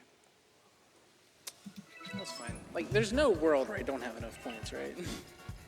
Like, 'cause I had Yeah, I think- 6480, I think. I did 120 for, 120 for Graveler, 120 for Yanma. And then I got some more points for never having a Yanma before, seeing Tangela's Ancient Power. I think I also did an Ancient Power with Yanma. And then what are the 6 that I did? You did Ghastly. I did you again Mega, did- Golduck, Ghastly, Gligar, Hippowdon, Toxicroak. That's 6, right? And That's Voltorb. 7, I think. I did way too much. Yeah, you definitely did 7. All right, that's fine then. We're good. Yeah.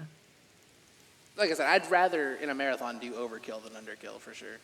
It lets the people see a strat for these Pokemon you would not normally get to see done in runs, and that's cool. Yeah. You know, only having 3 stealth sprays in the area when you come in doesn't really work out that well usually, but I just showed you a way that it can. Yeah, I was worried seeing the 3 sprays. That's always I good. popped that 3rd one inadvertently, like I really shouldn't have. Yeah, at the hippos. The one was a bit early at the Glygars too. That was also kind of scary. Oh yeah, I should have waited till I was like at least like climbing the wall to like about when I could almost see the Glygars.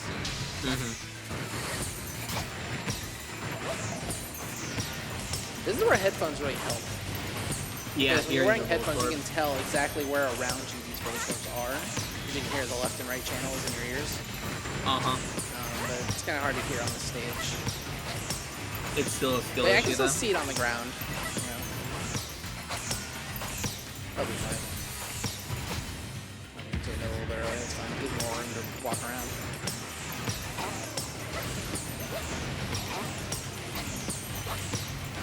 This is also another one of those fights where you just tank the damage. Like if you had to dodge that little electro ball that shoots at you the entire time. Yeah, the this electro fight balls never is so despawn. If you dodge them, they're going to be chasing you for the rest of the Yeah. fight. Like, you might as well just take the hit. Like, it doesn't knock you down or anything, so it's really not that bad. That was a really good electro. Yeah, that was clean. Cool. Alright, we got the 41 on Gastrodon. That's a little bit wild. I guess we were so close to 39, or so close to 40 that we just kind of overshot it.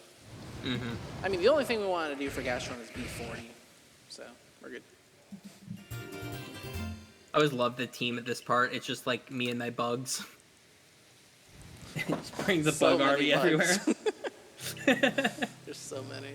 But yeah, I deliberately made sure I've only done one strong style move with Gastrodon.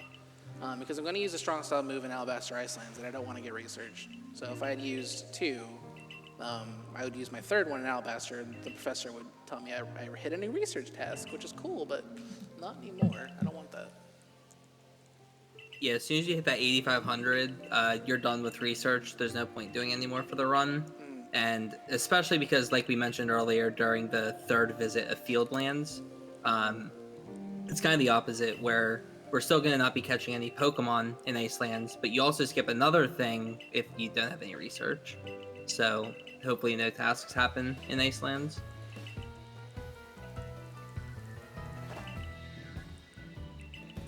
You can also be like me and accidentally bump the R button and throw food at the snow run and lose the entire skip. You just watch it run to the berry, screaming, no, please no.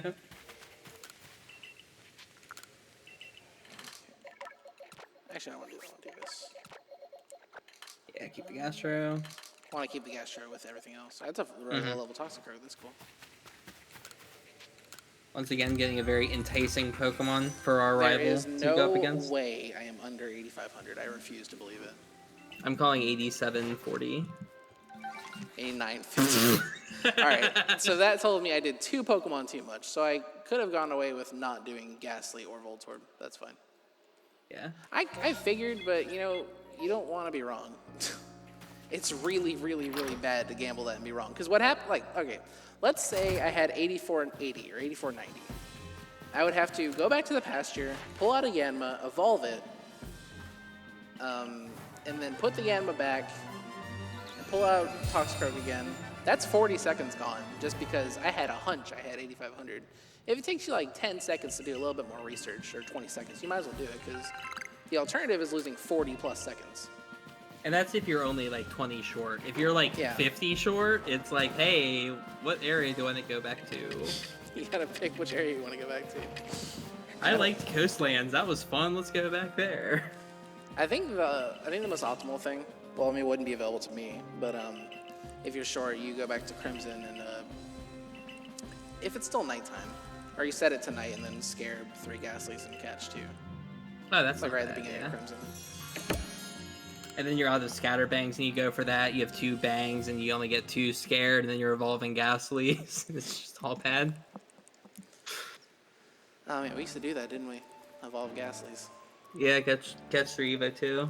Yeah, that finishes Ghastly and Haunter, but it's just it just sucks that there's like it's not convenient to get Ghastly anymore in that area.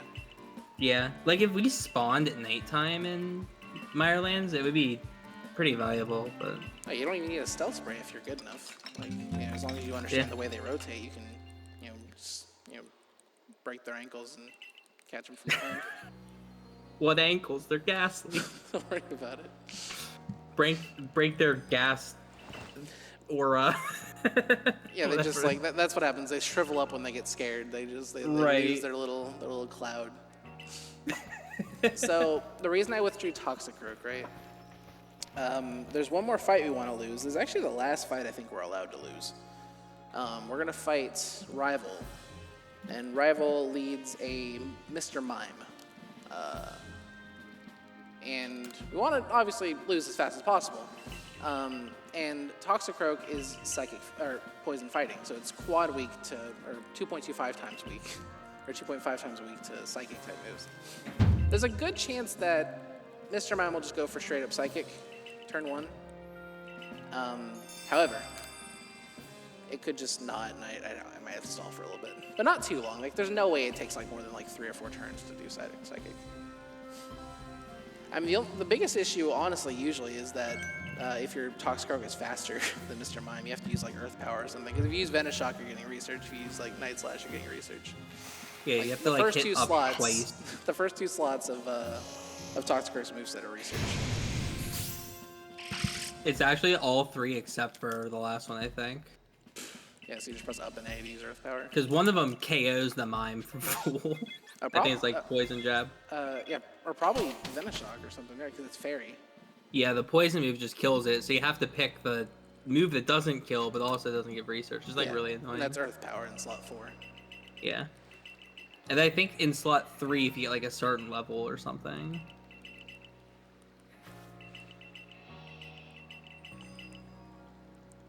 I think like level 42 Croxicoke or something hasn't learned a move yet.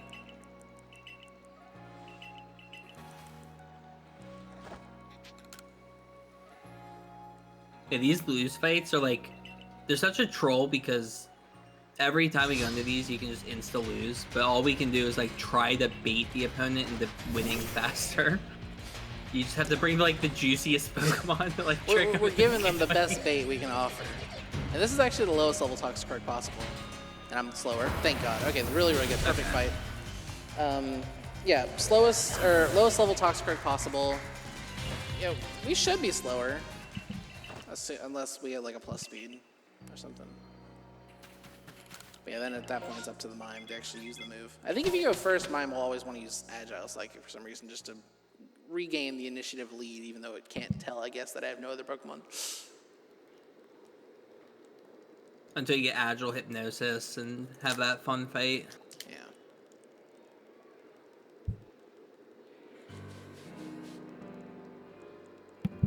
Alright, so all that complication we've talked about for this entire run about research and how all these That's all Pokemon out have the these window. different That's tasks, over with. gone. This is a different game now, essentially. Put the notepad away, everyone. Research No is more done. math. No more math. Doing the mental math in this game has been a headache constantly. I'm not very good at math, so running this game can be very difficult at times. Yeah, my brain, like, it goes into overdrive as soon as I hit mountains. As soon as you hit Coordinate Highlands, it's like on fire. I mean, Corvame calls this game an entire cognitive overload, and she's not wrong. There's some things you can do to like offload the work off your brain, but it's still a lot of work. Yeah, definitely. Okay, we're bringing everything back with us. That's an alright Skuntank. Both my Sneasels are fast. That's pretty good. 54 doesn't. I mean, the Haunter level doesn't matter. The main thing I wanted to check there was my speed on my Sneasels, because Yeah. if either of them are level or like 178 or lower there, I should not try to use them in a fight later on. But both of them were in the 190s, so we're definitely fine.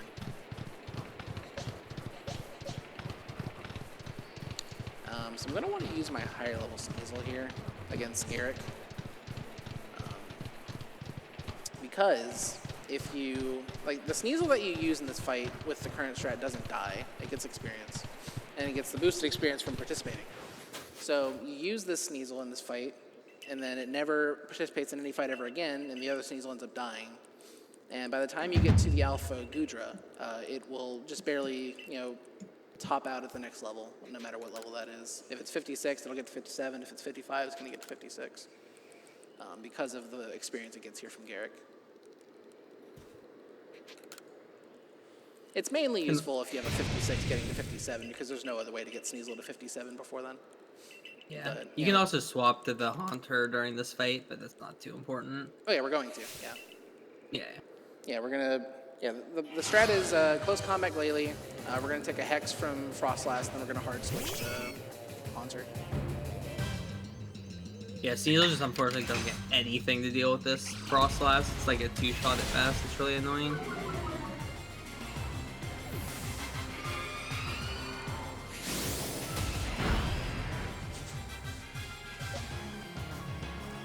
So I'm just gonna mash up on the D-pad and then mash A on the controller. Whichever move comes out, I don't care. Alright, Shadow Ball or Dark Pulse will kill. Doesn't matter.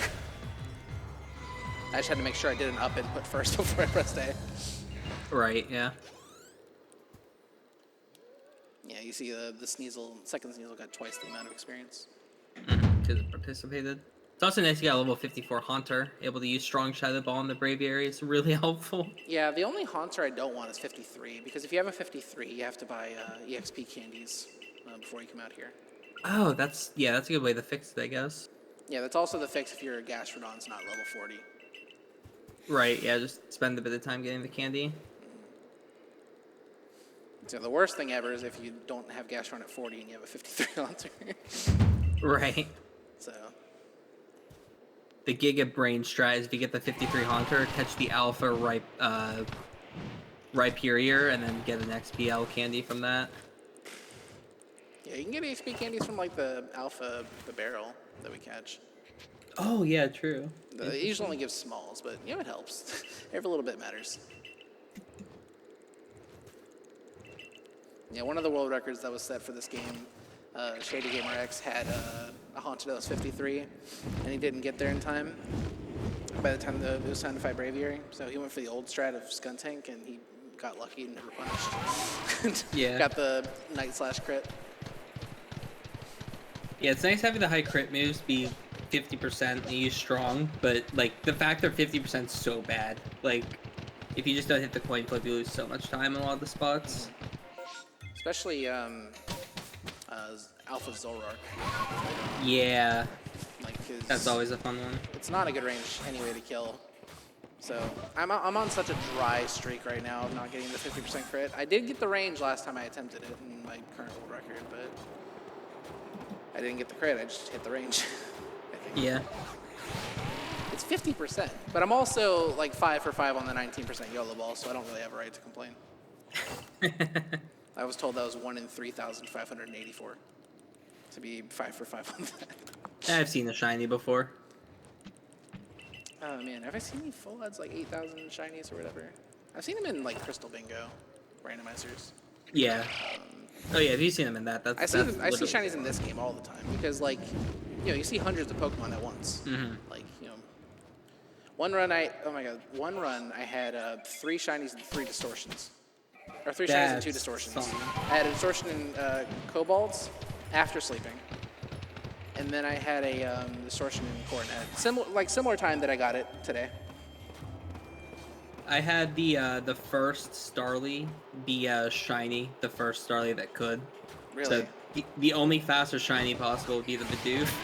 I got it like 25 I think that's minutes shiny before. world record. I think T-Pat had like after the trial, when you go back in, the first Bidoof, one of the first Bidoofs was a shiny for him. Oh yeah, that's what mine was, but it was the Starlies. Yeah, my not fastest during the shiny trial. back when we still used Weasel for sacking. The very first Weasel you see, the one in the cutscene, was shiny. Oh, that's for me. pretty sick. Yeah, so I sacked the shiny Weasel the whole run. That was my 3:15:4:59 world record. Yeah, I like that. Okay, so we're back to running and managing stamina. It's suddenly upon us, friends. All right, get the notebook back out. We need it again. I stamina play this area by feel. Yeah. Oh, speaking of notes, unless you have this place memorized, you might need the notes for the puzzles coming up. There's going to be 3 puzzles. They're designed where you're supposed to look at these statues like this and read them backwards to forwards, and like you see the symbols on their chest, but it's the same thing every time. So this one's rock, steel ice. Or RSI, the hand condition that we all get for not using turbo. Yeah. I like pressing up to get to steel because you can fail it the good way. Because if you mess up in this puzzle, you have to stop anyway. So you might as well press the button that makes you stop if you mess up, rather than pressing ice and having to navigate to never mind yourself. And this one's going to be the IRS of Rhode Island, IRSRI. Yep. The last one's acronym that isn't. I don't have a good one. IRSRI makes sense to me. I've just been saying Sir Iser. It works. Yeah, this place is kind of cold, so the ruler of it is Sir Iser. Ah, yep. Makes sense. Except don't look at how his name's spelled, because it's not correct. Close. Yeah, you can just sprint straight up there.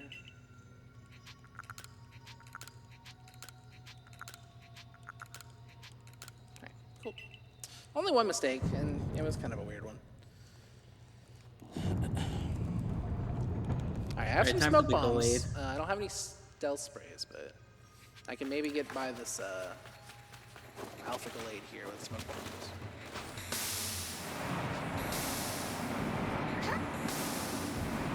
Now that's a strat I haven't seen before. That was interesting. I can't believe that worked. I typically just throw a berry straight up. He was just sitting there just looking at me. He was like watching me. He was impressed. he was just like, what are you doing? It just did not want to mess with you. Like, this person's he weird. was intimidated by my skill. Just chucking down smoke bombs.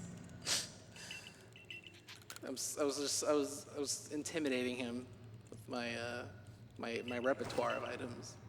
Yeah. Yeah, there's like a lot of ways to deal with that thing. I like to just throw a berry up and hope that it just walks into the wall and just stares into the wall. You just walk right past. Yeah, that Gallade is like, it's actually kind of scary. It's like a horror game. It's so fast. It sprints up at you. Yeah, this is a really cool fight. You should use close combat to take out the Mag Mortar, and then easily win the 2-on-1 with Gastrodon. Oh, I got Thunder Punch. Interesting. I didn't die. Oh. Thank God. Yeah, that could have been annoying. What is happening I don't know here? if this is faster, but something's happening. I've never seen the You're Pekka just this way starting to before. lift. This is weird. Yeah, I mean, I guess I don't know if this is faster or not, but it's something. Yeah, Rhyperior chose to do nothing. That's what happened there. I think close combat's faster than Earth Power. Yeah, especially. Especially because whenever Gastrodon comes out, you're supposed to see like Electivire do nothing. Yeah.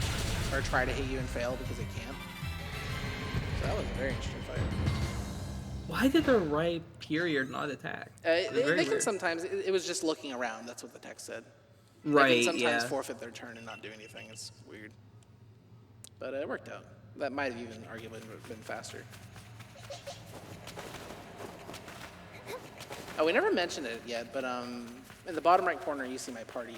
Whatever Pokemon is focused is whatever Pokemon you'll start with in the battle.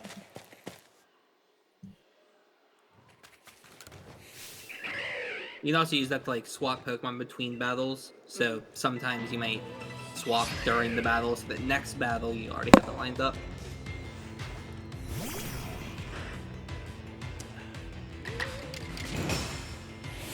Hopefully this Braviary just goes down to strong Shadow Ball. Makes this fight so much more consistent.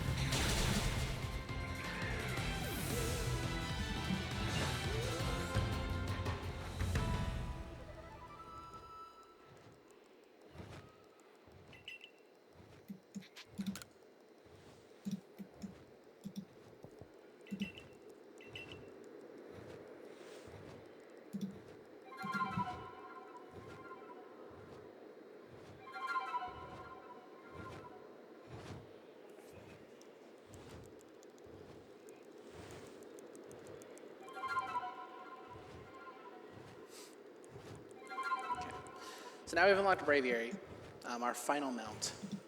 Braviary is actually really, really cool and fun to use. It's just generally not going to be worth going for over Weird in most scenarios. They actually have the same speed, but Weird gets slowed down by varying terrain, like slopes and stuff like that, whereas Braviary just flies over everything, so it doesn't have to deal with that slowdown.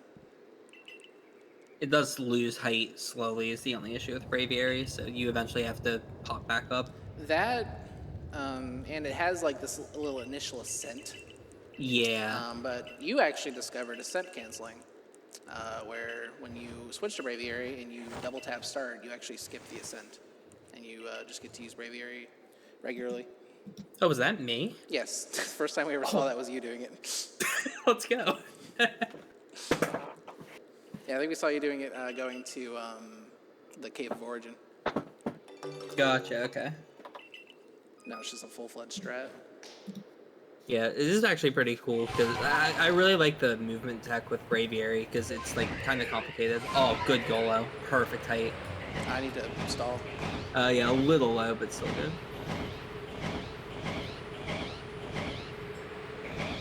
It was very, very low. That worked out. Yeah. Yeah, the more you Golo that, the faster it is. Somebody's clapping.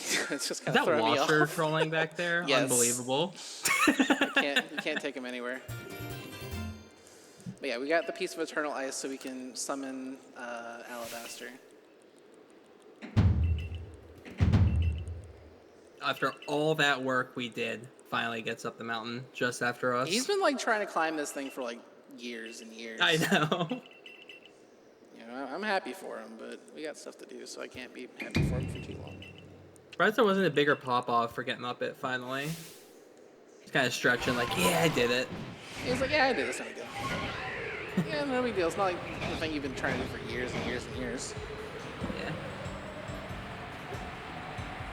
I mean, sometimes it just doesn't hit you. Like,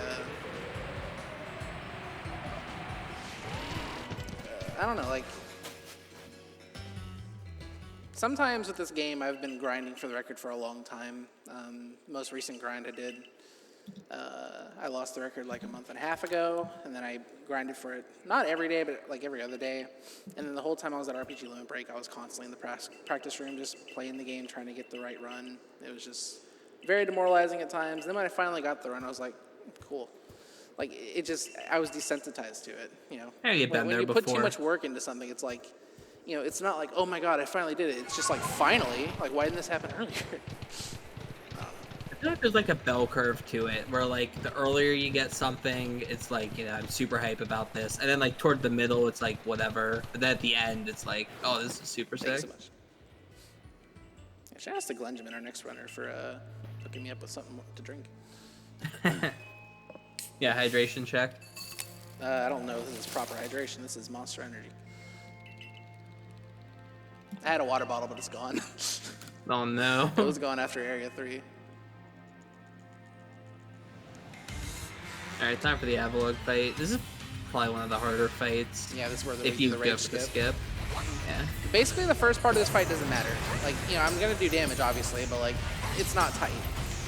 Basically, I'm going to want to stall at 50% of Avalog's HP until a certain point. Yeah, so if you drop Avalog's health below 50%, one of its attacks speeds up significantly, and that would cause the animation skip, or the aggro skip not to work. Yeah, basically what it does is it gives you no time in between attacks to, Oh, bad. I can still get it.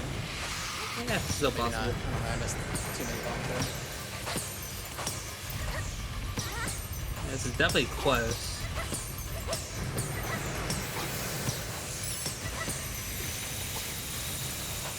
Oh, that's unfortunate, getting kind of clipped by that attack. And yeah, you throw these up in the air so they all land late, because you only get a certain amount of hits before it becomes unstunned. Oh my god, it's barely. Nice! Wow, that was close. It actually did the aggro scream while it was in the death animation. That was cool. Yeah, see, Sneasel got to 56, so that's as high as that Sneasel's going to get before the big range we have to hit. Yeah, that rage skip takes 5 seconds, so that's cool. 5 seconds plus the amount of time that you would have had to lose hitting it after the rage attack. Yeah, I mean, there's so much RNG in this run. You want to save time everywhere you can help it, because that is technically 100% skill. Like, his patterns are completely predictable. Same with Arcanine. And Palkia also has a rage skip, but it's a lot harder. It was recently discovered. Wait, there's a rage skip on Palkia? If you don't move at the start of the fight, it does this attack where it like pulls you in and like distorts space and brings you close to him. And like while you're waiting for that attack to hit, you can do some up throws. Oh, that's pretty cool. Yeah, because then he'll start his when he pulls you in, then he'll start his meteors. You know. And then the fight basically just like shifted like 10 seconds a little bit. Don't tell me anymore. I want to see it live. First time I see it. I don't know if I'm gonna do it. I'll try. Oh, you're gonna do it now? It's hard, and I don't believe it only. I think it only takes like 2 seconds. I'm looking at my notepad and it just says skill issue. So I mean, that's not incorrect. All right, so I successfully avoided research points. Thank God. Yeah. Got to just skip everything.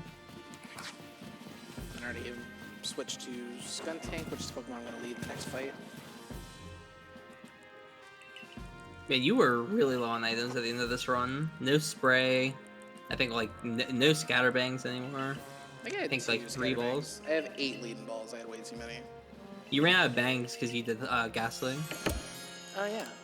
Oh, and I think I broke a chest nearby the Voltorb. I don't know why, but I did. Oh, and that had bangs. I think it had bangs in it. That's where I got the grain cake. Oh, that's cool that you can get bangs from that. I never knew that. Oh yeah, you can get bangs from that in Cobalt also. Yeah, I knew about it in Cobalt. Alright, that's a good backup sometimes. I think you can also get stealth sprays out of it. Very, very rare. Or maybe the stealth sprays are just like the chests. Yeah, maybe. I've definitely gotten stealth sprays out of the chests. I don't know about the crates. I think they have different item pools. Okay, so we've defeated all the nobles. And, there's nothing left to do. But the sky is about to get very, very angry.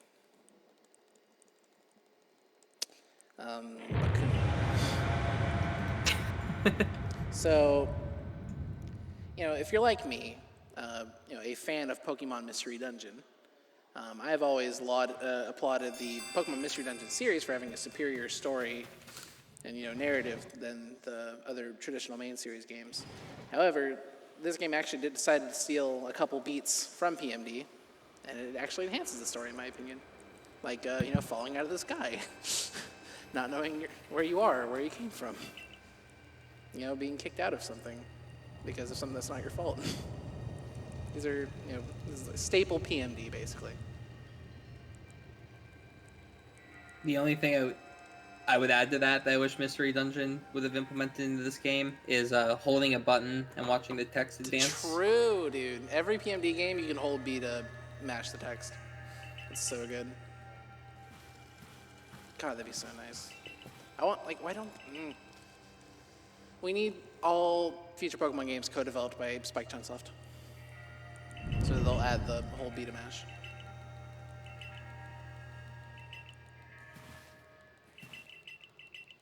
Because it's like...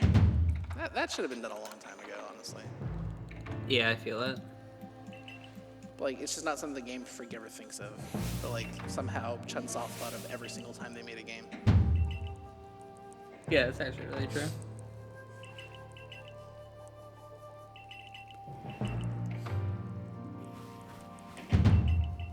Okay. So there is a potential soft lock here. I'm going to get kicked out, and I'm going to get escorted out by Celine. The screen's going to go black before she escorts me out. If I move in front of her while the screen is black, the game soft locks. I'll need to close out of the game and reopen it. Are you going for it? No. There's no benefit here, dude. You explained it as if you're like, all right, so this is a frame perfect trick. I'm going to go for it right now. You got to go for it now. You told me about it. Oh, I failed it. Oops. My bad. It's kind of similar to how you can move during like some of the other cutscenes. You have to like move Yeah. before she Everyone's starts moving. disappointed in us. Ginter's asleep. It's rough out here. My favorite of the move during cutscene memes is the Danny Phantom on the professor in the first moving section. If you push him a little bit to the left, you can walk through him and stand inside each other. Dude, like, the professor takes a really bad path when you're walking through this town with him. Yeah. Because,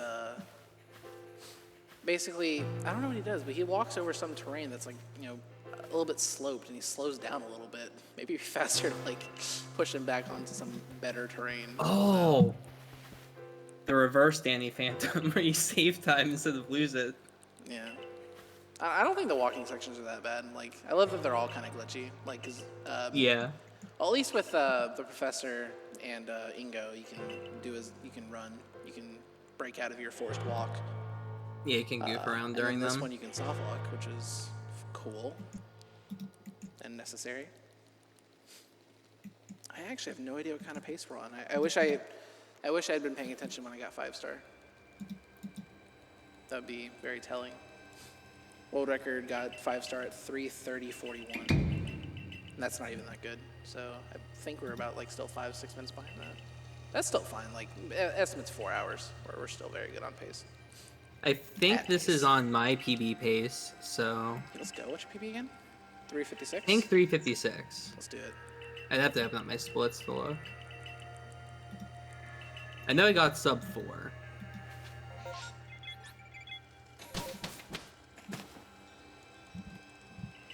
No, I'm curious. Hold on. Whipping up the splits.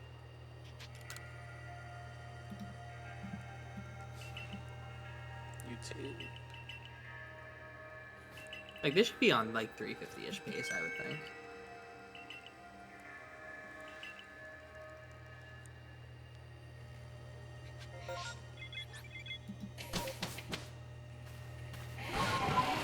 I think we could still potentially get sub 350, but I may be completely wrong because I don't know the pace. When we entered Coronet, we were fine, but I also did way too much in Coronet, so there's also that. Not way too much. It was only like 2 more things.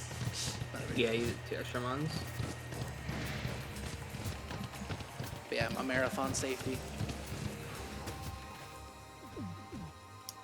All right, Shank's Wait. dialogue in my PB at 3 hours and 34 seconds. So we'll know soon. The Shank's dialogue is very important, by the way. It's Shanks' only speaking part in the game. Or one of 2 speaking parts from Shanks. Oh yes, the text box that you have to click through in the otherwise minute 30 cutscene that you could Yeah. run to the bathroom during. Yeah. All right, so 3:00:34 Kerr. Let's see.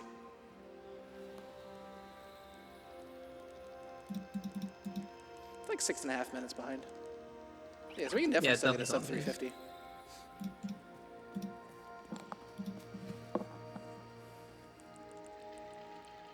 Yeah, very, very solid run so far. Could I marathon PB? I don't know. In person, yes. In person, my best marathon run was at Midwest Speed Fest. I got a 3:48. But in the PSR marathon online, I got a 3:46. We'll see. You could always have the good ultra balls this run. Catch up a A bit. YOLO ball? Dude, let's go for 6 for 6 YOLO ball catches live. 19%, not that big deal. If I hit all the ranges, I certainly can, because I don't think I hit all the ranges in that marathon run. I mean, you gotta consider as well, I watched an optional 1-minute cutscene at the beginning, so this is a very, very solid run. Yeah, that's also true. You also Just, went swimming a couple times. God, I lost 30 seconds from that. And then and what else? There was something else that happened. There was Well, the 2 you drowns. died to the croak. Toxic Croak killed you on the coin fight. Oh, I lost like a minute to that fight. Yeah, that was really bad. No, there was something else that happened. I lost 20 seconds to drowning twice, and then 10 seconds to something else, but I don't remember what it was. Oh well. You had to sleep because you died. Yeah, that's what it was. Yeah, 10 seconds to that, and then 10 seconds for each drown. And then Bidoof was a troll, Petrisu was a little bit of a troll. do. Dude, my Crimson was so bad. That might have been the worst Crimson. That might have been the worst Crimson I had in months. Like, you know, with the current route, that was probably the worst Crimson I've ever done. Yeah. I mean, it's a tough segment. Yeah. No, I think doing Geodudes and Teddies just make the route very safe. Oh, definitely. Yeah. Because I would have had to work with a lot more things if I didn't do Geodudes. I don't know if I hate Geodude or Finian more. I mean, I never plan to finish Finian. I just go for the 2 catches to get 80 points because you can do that really quickly. Yeah, it's very fair. The Gligar strat's really cool, though. That was cool to see. Mm-hmm. Yeah, it's like, it really loses no time to go up there and come back down. Mm-hmm. All right, so we have a choice to make. And I don't believe there was ever a donation center for this, so I get to make the ultimate choice. We get to pick one of the clans to ride up this endgame with, the Diamond Clan or the Pro Clan. And Palkia's scary, so we're not going to pick the Pro Clan, we're going to pick the Diamond Clan. An interesting choice. The only difference is you have to fight one of them in battle, and you have to fight one of them as like a alpha with bombs and stuff, as a noble. Palkia is only weak to Fairy and Dragon.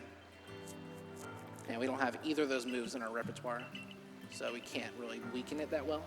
But Dialga is a Steel type, so it's weak to fighting, which, hey, we have 2, you know, very sneezely boys in our party, so they can take care of that. Oh, why was the camera facing that way? That was weird. And normally it's facing, like, completely the other direction. Or maybe I'm thinking of, like, after I finish an alpha and come back, and then what the camera's facing then. Probably. All right, first range. This is Alpha, or Noble's, yeah, Alpha's Zoroark. All of these fights, these 3 lake fights, Oh, this super strat's really annoying. Cool. Climb, Sneasel Drop, Switch, climb. Oh, Sneasel Drop, switch. that's cool. I like that. Yeah, Braviary movement tech is like so fun in this run. That was really cool to see. I could have dropped into the water and used Basculegion, but I think Basculegion's way slower than Braviary. Even going out of your way to jump, get on Braviary, and do the Ascent cancel. Mm-hmm. I think it's way fast. I think it's probably still a little bit faster than Basculegion. Yeah, that definitely looks a bit faster. Yeah, that mountain scaling was really cool. That was a really Yeah, cool that strat. was the only tech that I came up with. Let's go. Because, like, the problem with Braviary is that you only get 1 ascent until you've touched the ground. And I was trying to think of what could possibly constitute touching the ground, or what could be equivalent to touching the ground. And then I realized that if you drop off a wall with Sneasler, you get your ascent back. So it's all about just doing that as fast as possible. Mm-hmm. All right, so a couple hours ago, I mentioned that I want a strong Night Slash to hit the 50% crit range, and this is that moment. Or, yeah, I want to hit a 50% crit, and this is right now. Heads or tails? It's horrible. You just guess right. It's not. Kill issue. I would rather him have done Shadow Claw to me. Yeah, you can also just get the range, so it's actually a little bit more favored than the 50-50. Cool. Nice. Let's go. All right, that's the first of 3. And honestly, you know, a couple months ago I would have said that was, you know, the second most important one to hit. But I've had some really bad experiences with Zoroark recently where I've lost way more time than I ever have in my life with Tagudra. So, Yeah. Because, like, if Skuntank dies, you don't really have anything. I mean, you could use, I guess, Contra Dark Pulse works, yeah. Okay, so you guys can't see it, but on my desk, or on the table in front of me, there's been a keypad sitting on my table. I hate this. This is some TAS ta-da! stuff. I'm disgusted. This works because that segment uses the Switch OS keyboard and not any keyboard that's programmed into the game, like on-screen in-game keyboard. So it's the same keyboard that pops up if you're changing like some DNS settings in your internet on the Switch. So you can use an external keyboard. And I bought that for $10 and I use it every single time. Dude, I don't care. I would use it if it was slower. Like, it's so iconic. I love it. That stupid keyboard, the 6, 0, 1, and 3 keys are gonna be so worn in, and these other pristine I want buttons to that have commission never somebody been to touched. make a keypad for me that literally is 6, 0, 1, 3, 1 enter, so I can just roll my finger. That'd be so good. Just. We have to start we have to start regulating these keyboards. All right, we need to ban this keyboard. This keyboard saved 1 second extra in this one moment in the game. Unacceptable. You can only have one of each key, so you can't have the 6, 0, 1, 3, 1. You have to do like 6, 0, 1. It matters then, a lot more for go back to catch-em-all. one. For co-op catch-em-all whenever you're linking to your partner for a trade. That's actually true, yeah. Yeah, whenever me and Shady did our online co-op catch-em-alls, we'd have to like come up with a code for each other to sync up to immediately. Not just 420, 420. Yeah, it's 8 digits, so we can't. That doesn't work. Throw a 69 in there and you're good. Maybe, actually, 426, 429. Yeah, that'll work. Yeah, then the in-person catch-em-all we did, you don't have to worry about that.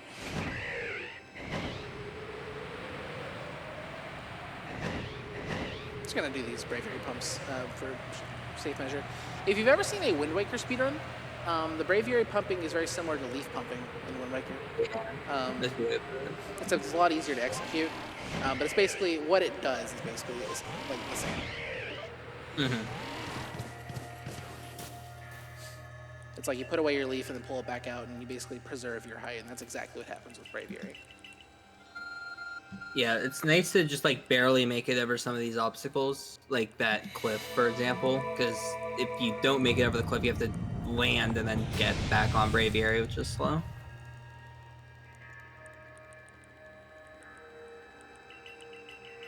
All right, so this is the last really important range. This is Alpha Gudra. Alpha Gudra is slower than us, so we go first, but it is immensely defensive. And there is a chance that there is no range here, because all of these alphas are wild Pokemon. There's a chance that they are jacked and cracked in their defenses, and there's literally no chance. However, there's a chance that it's a minus defense Gudra or something, where there is, a good chance for a kill, for an OHKO. But, we have no aim beforehand, we have to just see. I have once left this in yellow HP after strong close combat. With this Sneasel? With Sneasel, That's disgusting. You must have had like a minus attack Sneasel or something. Yeah. Did not get it, that's fine. Didn't get the range, unfortunately. Yeah, I felt disgusted, honestly. And that is the exclusive move of Gudra in this game, Shelter. Defensive boost and obscuring. So I'm gonna use luckily we have Haunter here with Dark strong Pulse. Dark Pulse. Hopefully this kills. I don't know if it will. I think it does. From there it has to. There's no way. I mean, it has a defense buff. You're a Haunter. Not too bad, but whatever. Yeah, Shelter just sucks. I mean, one thing we haven't addressed as well with the battle system in this game, if you've ever seen a Pokemon speedrun of any other game, you'll notice that they always turn animations off. You cannot turn off animations in this game. So by missing that range, I lost 30 plus seconds, and there's nothing I could have done about it. So that's just what is kind of unfortunate about running this game in the end game. You're literally at the mercy of these ranges. It just kind of sucks. There's like no real good way to make these better. Like every single one of these, you just kind of have to deal with. If it was dependent on our Pokemon, we could probably use Grit on the Sneasel. Yeah. But the problem is, it's not dependent on us. It's dependent on what the wild Pokemon spawns in with. Maybe Grit could help or make it more likely. I don't know, but it could be like maybe worth looking it literally into. Depends on what stats and what ELs, effort levels the alpha spawns in with. The real Chad move is you chuck a Great Ball. Dude, imagine. Or Just lead get ball. lucky. Lead balls. I think lead balls are better in battle than Great Balls, maybe. Oh yeah, you're probably right. I wonder what. I don't think that's a very good chance. There's literally no way that's like any chance. I think Gudra has a bad catch rate. I think it's like 45 or something. 55 maybe. I'll do some research.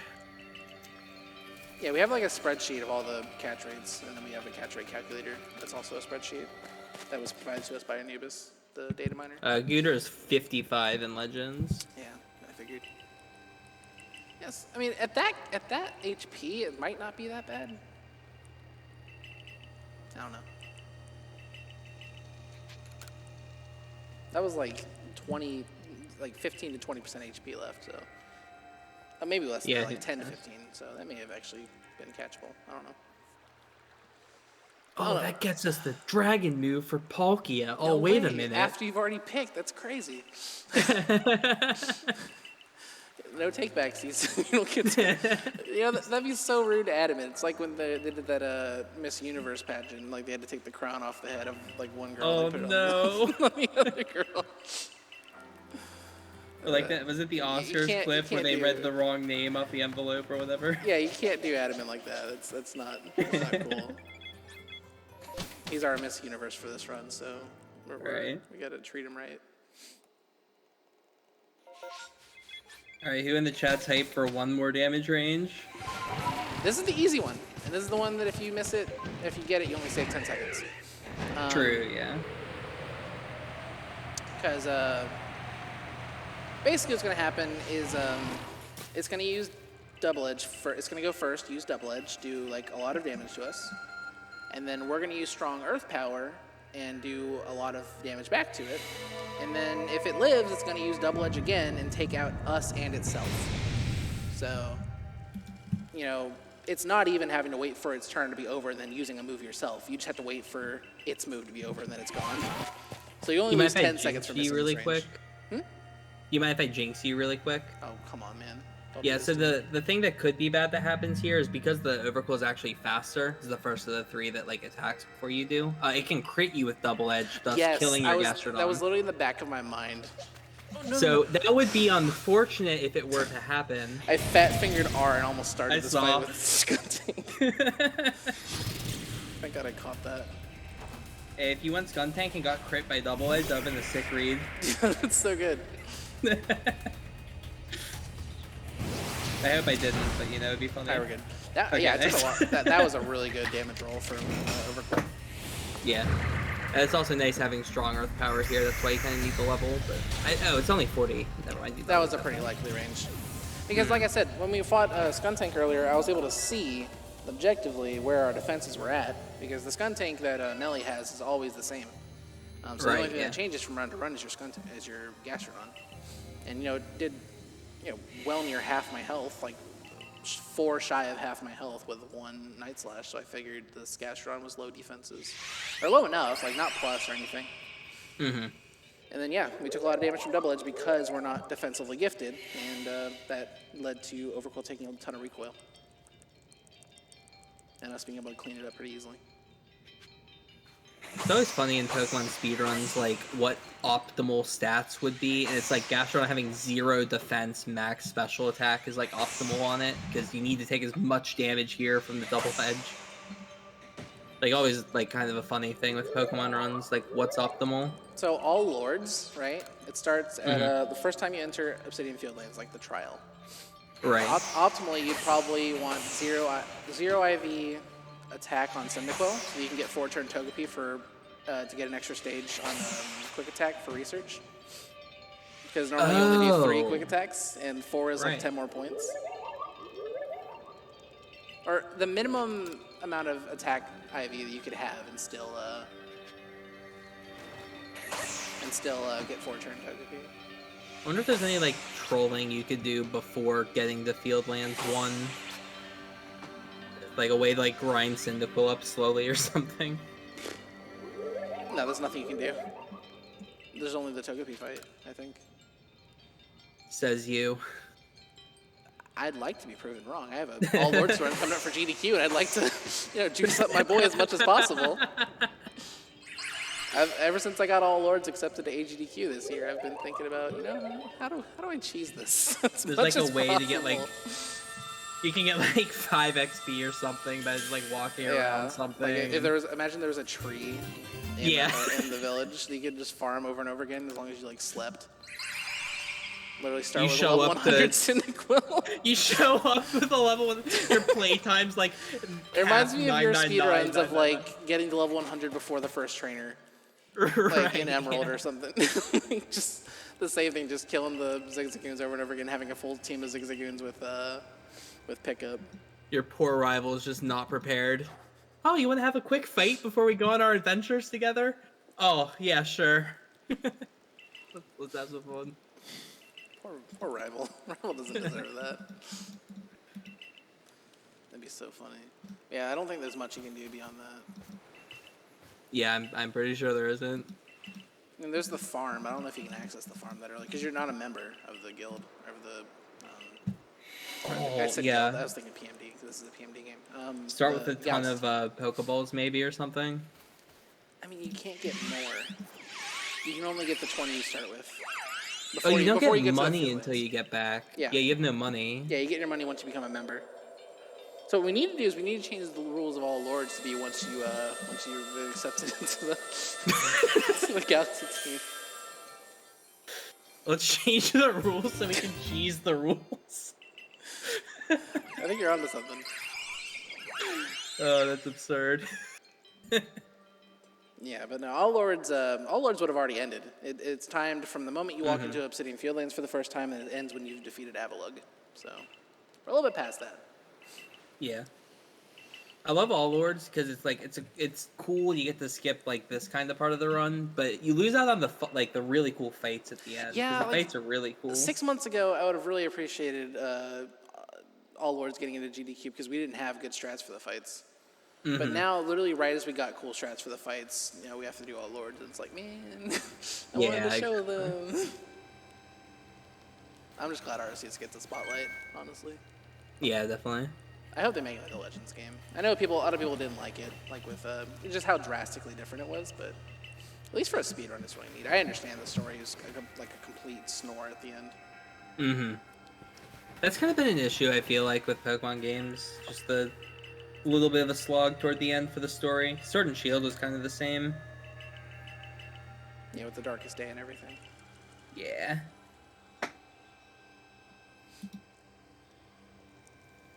Anyway, we are finally through the lakes very here. Tired. What's next? Benny. Oh, there's some new strats for Benny. So what's going to happen is I'm going to lead Skuntank, and I'm going to hope to get put to sleep.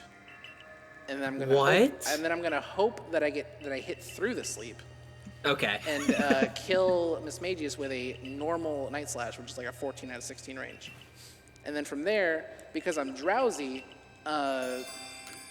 Sneasler will do more damage to me, and it'll go for straight up close combat instead of doing quick attack first. And then from there, I have pretty much the initiative advantage. So I send out Gastrodon, and if Gardevoir does a Psychic on turn 1, I can hard switch to Sneasel and kill Gardevoir. And then the rest is the same as before.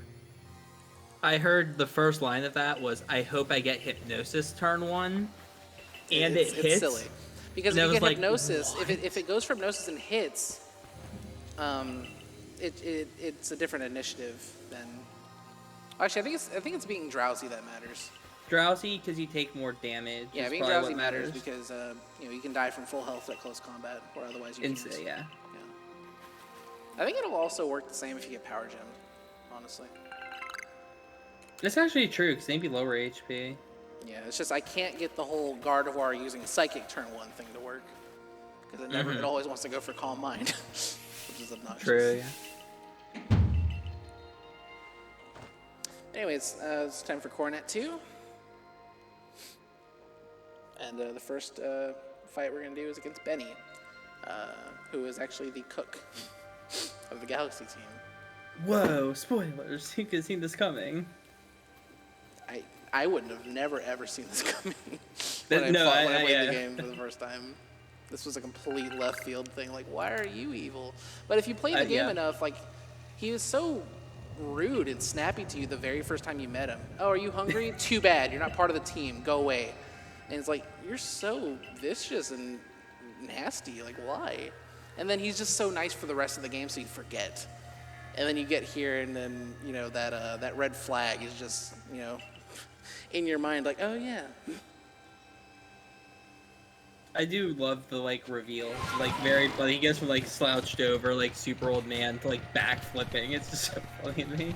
So, Because I've already beaten the Noble in this area, there is a chance that a wild alpha will spawn here, besides the alpha Electivire. And if I get alpha shouted, it loses 4 seconds, which is why it was cool for me to be able to skip the Gallade. Yeah, 46 is almost the highest level we can be.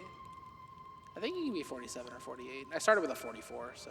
I think you can get the 45, or you can get 46, I think, max level. Oh yeah, when you catch it, yeah, but I'm talking about like when you get here. Right, yeah. So you maybe Probably be 48. But I'm 46 right now, I think. Yeah, 46 is going to be like a 13 out of 16 range, I think. I don't think this is a plus attack Skuntic. I think I was paying attention to when I was putting everything in the party, making sure whether it was or wasn't. Because if you have a plus, if you have 1 EL, that makes the range +1. So a 13 out of 16 would be a 14 out of 16. Okay, that's good to know. I mean, it's still a range you have to go for, but like, it's just good to have that knowledge. You feel more confident about it. You can always crit too. Oh yeah, it's a 1 out of 8 crit, for sure. Alright, let's see. They missed. That's weird. Cool. I'm gonna go for the kill anyway. Cool. Yeah, probably not going to do the strat the same way I wanted to do it. Oh, that's interesting. I went for the CC.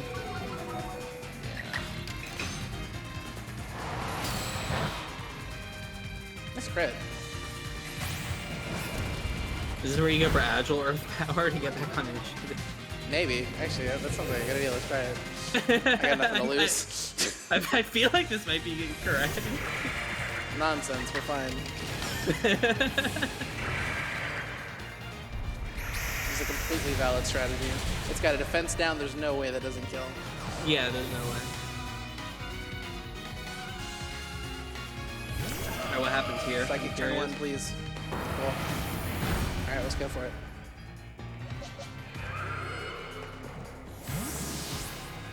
Alright, if this has worked, then I get to go first. Cool. Hey, it does work. Let's go.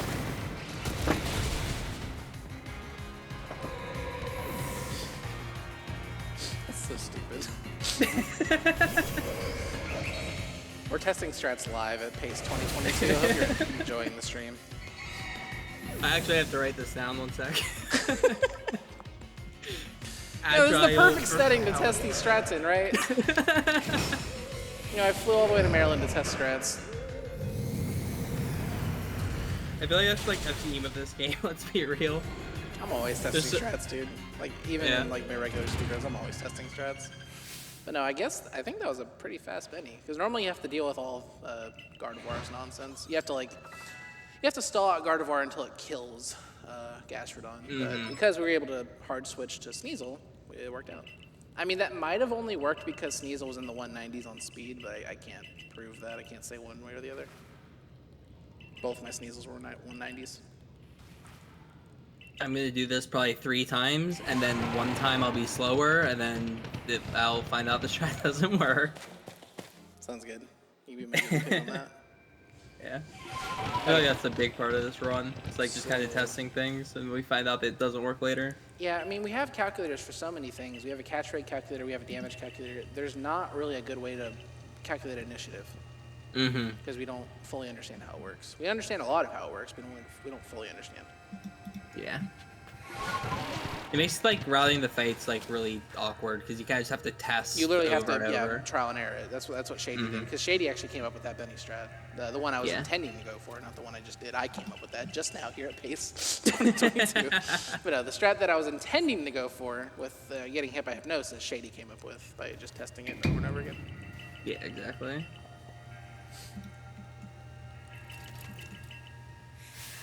All right, so the Commando is pretty straightforward. Like I said, the only issue you can run into is if one of your Sneasels, or if your Sneasels are below 180 speed when you catch them. Even that's not really an issue. You just have to do a different fight, so it's like not too big a deal. Yeah, basically you want to go for Agile Sword Stance with the Sneasel so that you can one-shot the Snorlax that comes out. Yeah, before that, we have one other issue to get over. True. High horsepower isn't 100% accurate. And Snorlax can miss and completely throw off the momentum of the fight. Nice crit.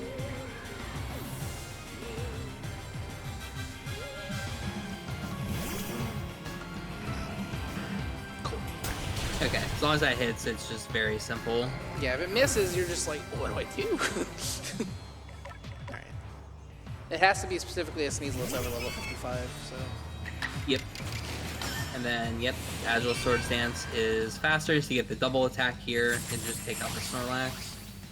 And then if Clefable goes for Calm Mind, that'll be the last thing it ever does. Yeah, I've seen it once. I don't understand why it goes for it sometimes. Because I will be able to immediately strong poison jab it. Maybe not even strong, I don't know. Maybe my attack button is strong enough. Doesn't matter, didn't go for it. So now we go for Sneasel 2, and I think we kill with regular poison jab. Oh wait, I've never tried. I think we're feel supposed to go for Sword Stance poison jab. You usually go for Sword Stance. Yeah. I'm not sure if regular There's a poison combo. jab's strong enough. I saw it on the action list. Oh yeah, just check out. And then Golem's gonna come out. I don't think it can kill me, so it's probably gonna use Stealth Rock. That is Earth Power. Wow. And we're just gonna close combat. Yeah, that was nice. That was a very, very, very good fight. I might actually want to retime that later when I get home and see if that's a gold. Because it might be. Yeah, that was basically perfect. Yeah, not a single hitch in that fight. Yeah, I think the only way that could have been better is if you got Calm Mind from the Clefable, maybe. I don't know. I don't actually know that's faster because you see Claw Mind and then you have to watch both of its stats do the raising animation. True. Yeah. And then even then, like you have to strong poison jab and watch strong style, and then it dies. And then for Golem, I don't even know what happens. Well, it may not kill you, so you can just go for CC. Yeah, maybe. But when the second Sneasel comes out, it's not a Sword Stance. True. Yeah. I don't know. All I know is that was extremely fast. Yeah. Overall, both the fights were really good. That was a very good Cornet too. So we have to catch the Legendary now. We have strats to make this 95%, pretty much. These are a lot of fun to route once we got the actual like catch rates. Oh, yeah. Like trying to figure out optimal for this. Yeah, Haunter serves multiple purposes. One of the purposes definitely. that it serves is that it has Hypnosis. Yep. And Hypnosis, a Pokemon having any status is a massive multiplier to its catch rate. Yeah, like it's like basically double, isn't it? Yeah, like I very even nearly theorized like before the catch rate was released, like I'm like I feel like doing status dip matters more than the damage, and I was like kind of right about that. There's very few things we were wrong about with the catch rate when it came out, me and Shady. Because we were always like superstitiously backstriking the Shinx in the trial because we thought it made the catch rate better, and it did, but only like 5%. Yeah. I thought I killed it. Oh my god. I am damn it. extremely overdue for a crit, you have no idea. It has been months since I crit Dialga. You just do the fight again, right? Yeah, you have to watch a 1-minute cutscene where they're like, we have to regroup. You know, I guess that's true. Yeah. no, that's 90%! Oh my god. Hey, you were due for that, probably. Oh yeah, I've never missed that before. Hey, there we go. All right, now it's fun. So this is a coin flip now. I didn't get the status that I wanted. 3 chances. Oh, probably 4. Gastro should live 1. Yeah, I've never missed Hypnosis there before. I mean, I know it's possible. It's 90%. Yeah. It's just as likely as missing a rollout. This is You a coin technically have revived if you wanted to play like uber safe, but I'd probably prefer balls. flip. Yeah, I'm just gonna keep chucking. Yeah. Yeah, the coin's gotta land on heads at some point, right?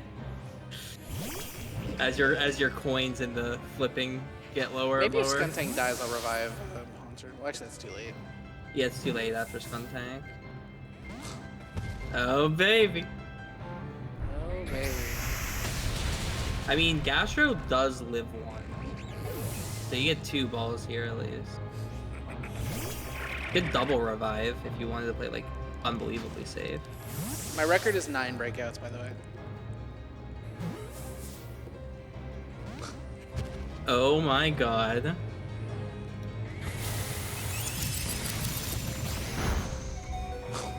Big tank from Gastro, last chance. You actually might get 2 balls here, potentially. No way! Let's go, Gastro! Let's go! That's clutch. This game's stupid. I'm gonna play something else. That well played, Gastrodon. Anyways, that's Dialga. But yeah, because that 90% hypnosis miss, that turned my 95% catch into a 50% catch, and I missed it like 3 times or 4 times. But yeah, if Gastron would have died, it would have been the same outcome as killing Dialga, where you have to watch a 1-minute cutscene about how bad it is to lose to Dialga or kill it. And then you have to go back in there again anyway. And they don't give you more Ultra Balls, by the way. Once you run out of Ultra Balls, that's it. You have the 10 they gave you, and that's it. You could go get rank 6 and then craft some. Oh yeah, let me go ahead and get like 3,000 more points. Easy. You're already in Coronet, Why didn't I so you think wouldn't of have to that? fast travel. Yeah, we can go do Clefairy. It all comes back around. Just Clefairy. And Cleffa if it's there. Yeah, maybe like Chingling or something on the way. Chingling's not actually that bad. It's like, it's one of the slowest things we would ever consider doing in any I guess exam. that's fair, yeah. Like Shady has it listed on the guide as something you can do. Like if you. What color is it? Is it red? It's blue. Oh. Hey, if it's not red. His color coding stopped making sense to me a long time ago. Anyways. For the oh yeah, you good.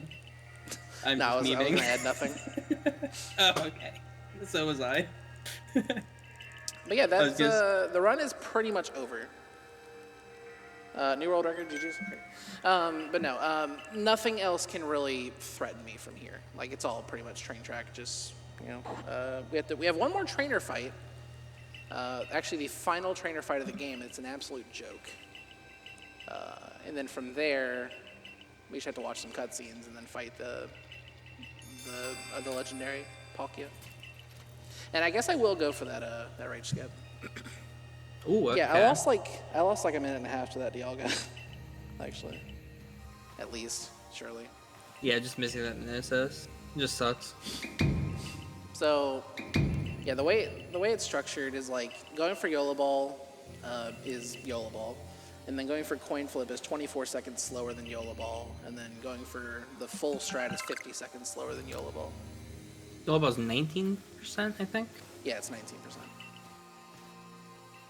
I could have gone for YOLO Ball. I mean, I've missed more coin flips recently than I've missed YOLO Balls. I'm like 2 for 8 on coin flips, and I'm like 5 for 5 on my last YOLO Balls.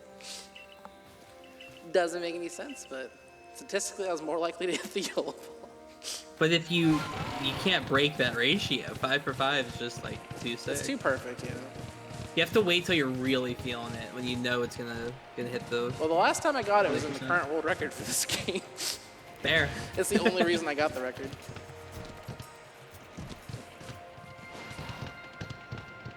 I gotta make sure I don't aggro anything. Because I mentioned earlier, when we were fighting Charm, or Coin, in Crimson Mirelands, that the aggro carries into fights and carries on through all cutscenes. So after this fight, all the cutscenes, I want to warp. And if I am being aggroed, I can't. So very important to avoid aggro. Just go catch the thing that's aggroed. I mean, Let you I guess I do have some exploded points left. I have 2, I think. Can you stun then fast travel? There's no way that works. When you stun it, I think it drops the aggro. Oh, Actually, no. I think the eye is still on screen. Actually. Stun Pokemon, throw ball, during ball animation, fast travel. Yeah, it can't be mad at me if it's in a ball. I don't care about if it gets in. I just want to get away. That's funny. Like, what are you gonna do about it? You're in a ball. Can you stop me? But anyways, this is the Mash A fight because the first move in DL. I'm not leaving DL. All right.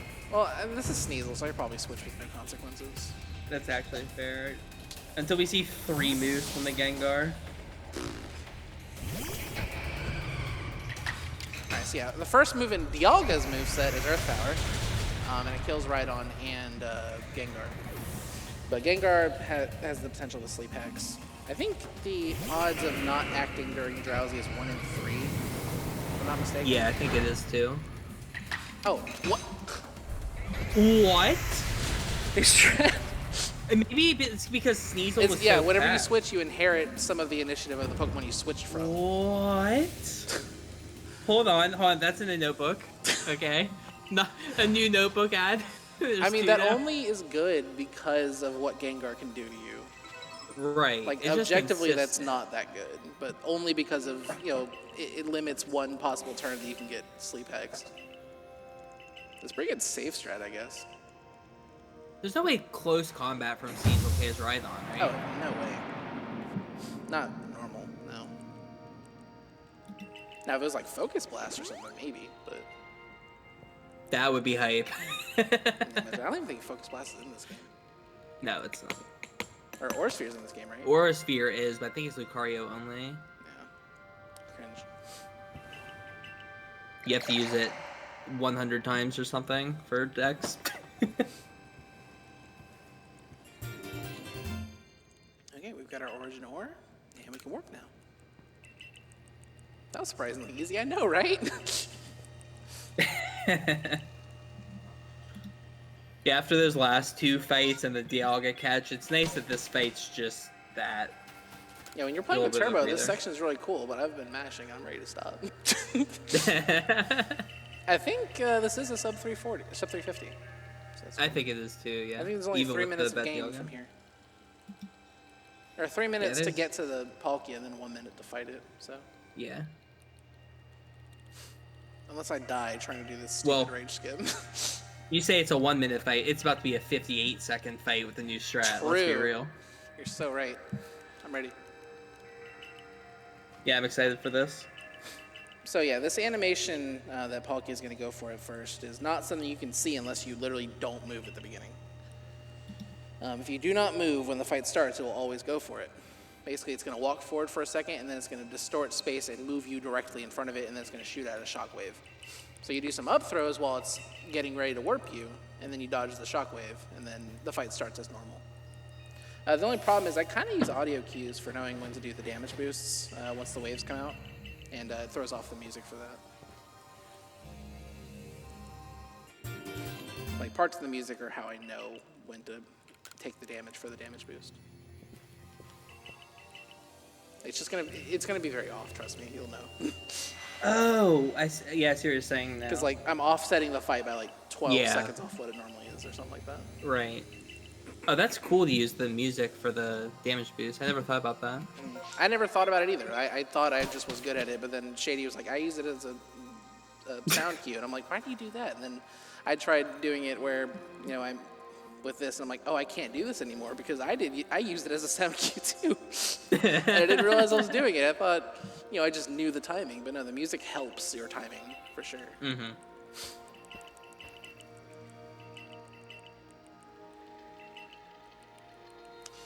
But yeah, they forced you to have the legendary in your party, which is why we had an open party slot this entire time, was for Dialga. You will not be able to go fight the legendary unless you have Dialga in your party. Or you will not be able to pass this cutscene with Kogita, anyway. Yeah. She just says, oh, it would be nice if you had the legendary with you. She said, take Dialga and, put an end to Palkia. Lore. She I said don't it in know. that cutscene, but then she continued because I have it. Yeah. But if you don't have Dialga, the cutscene stops when she says, take Dialga and save the world or something. Yeah. It's funny it makes some of the fights a little bit scarier, though, because we have 5 Pokemon for the 2 fights, the Benny fight and the Dialga fight and the Komodo It would be fight. scarier if you didn't get healed in between them. Yeah, oh yeah, definitely. Like, the fact that you get healed makes it not that bad, especially because Benny is pretty, I don't know, Benny is safe, but it can just lose you a lot of time with what happens. Yeah. I think Comedo's pretty safe too, like, I don't know. New strats, it's hard to die in Benny and Comedo, Yeah, very but it's true. just, it's hard to save time also. Having the extra Pokemon for Dialga could be nice. Second Haunter, 2 Hypnosises. Never miss again. Imagine.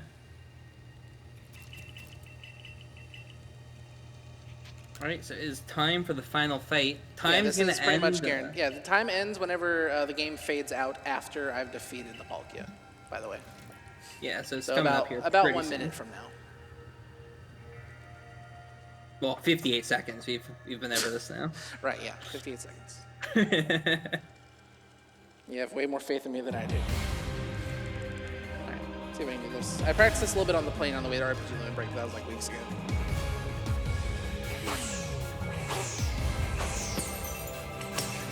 I did the dive too early, it's fine. I might still be able to get it actually. Oh, that looks tough.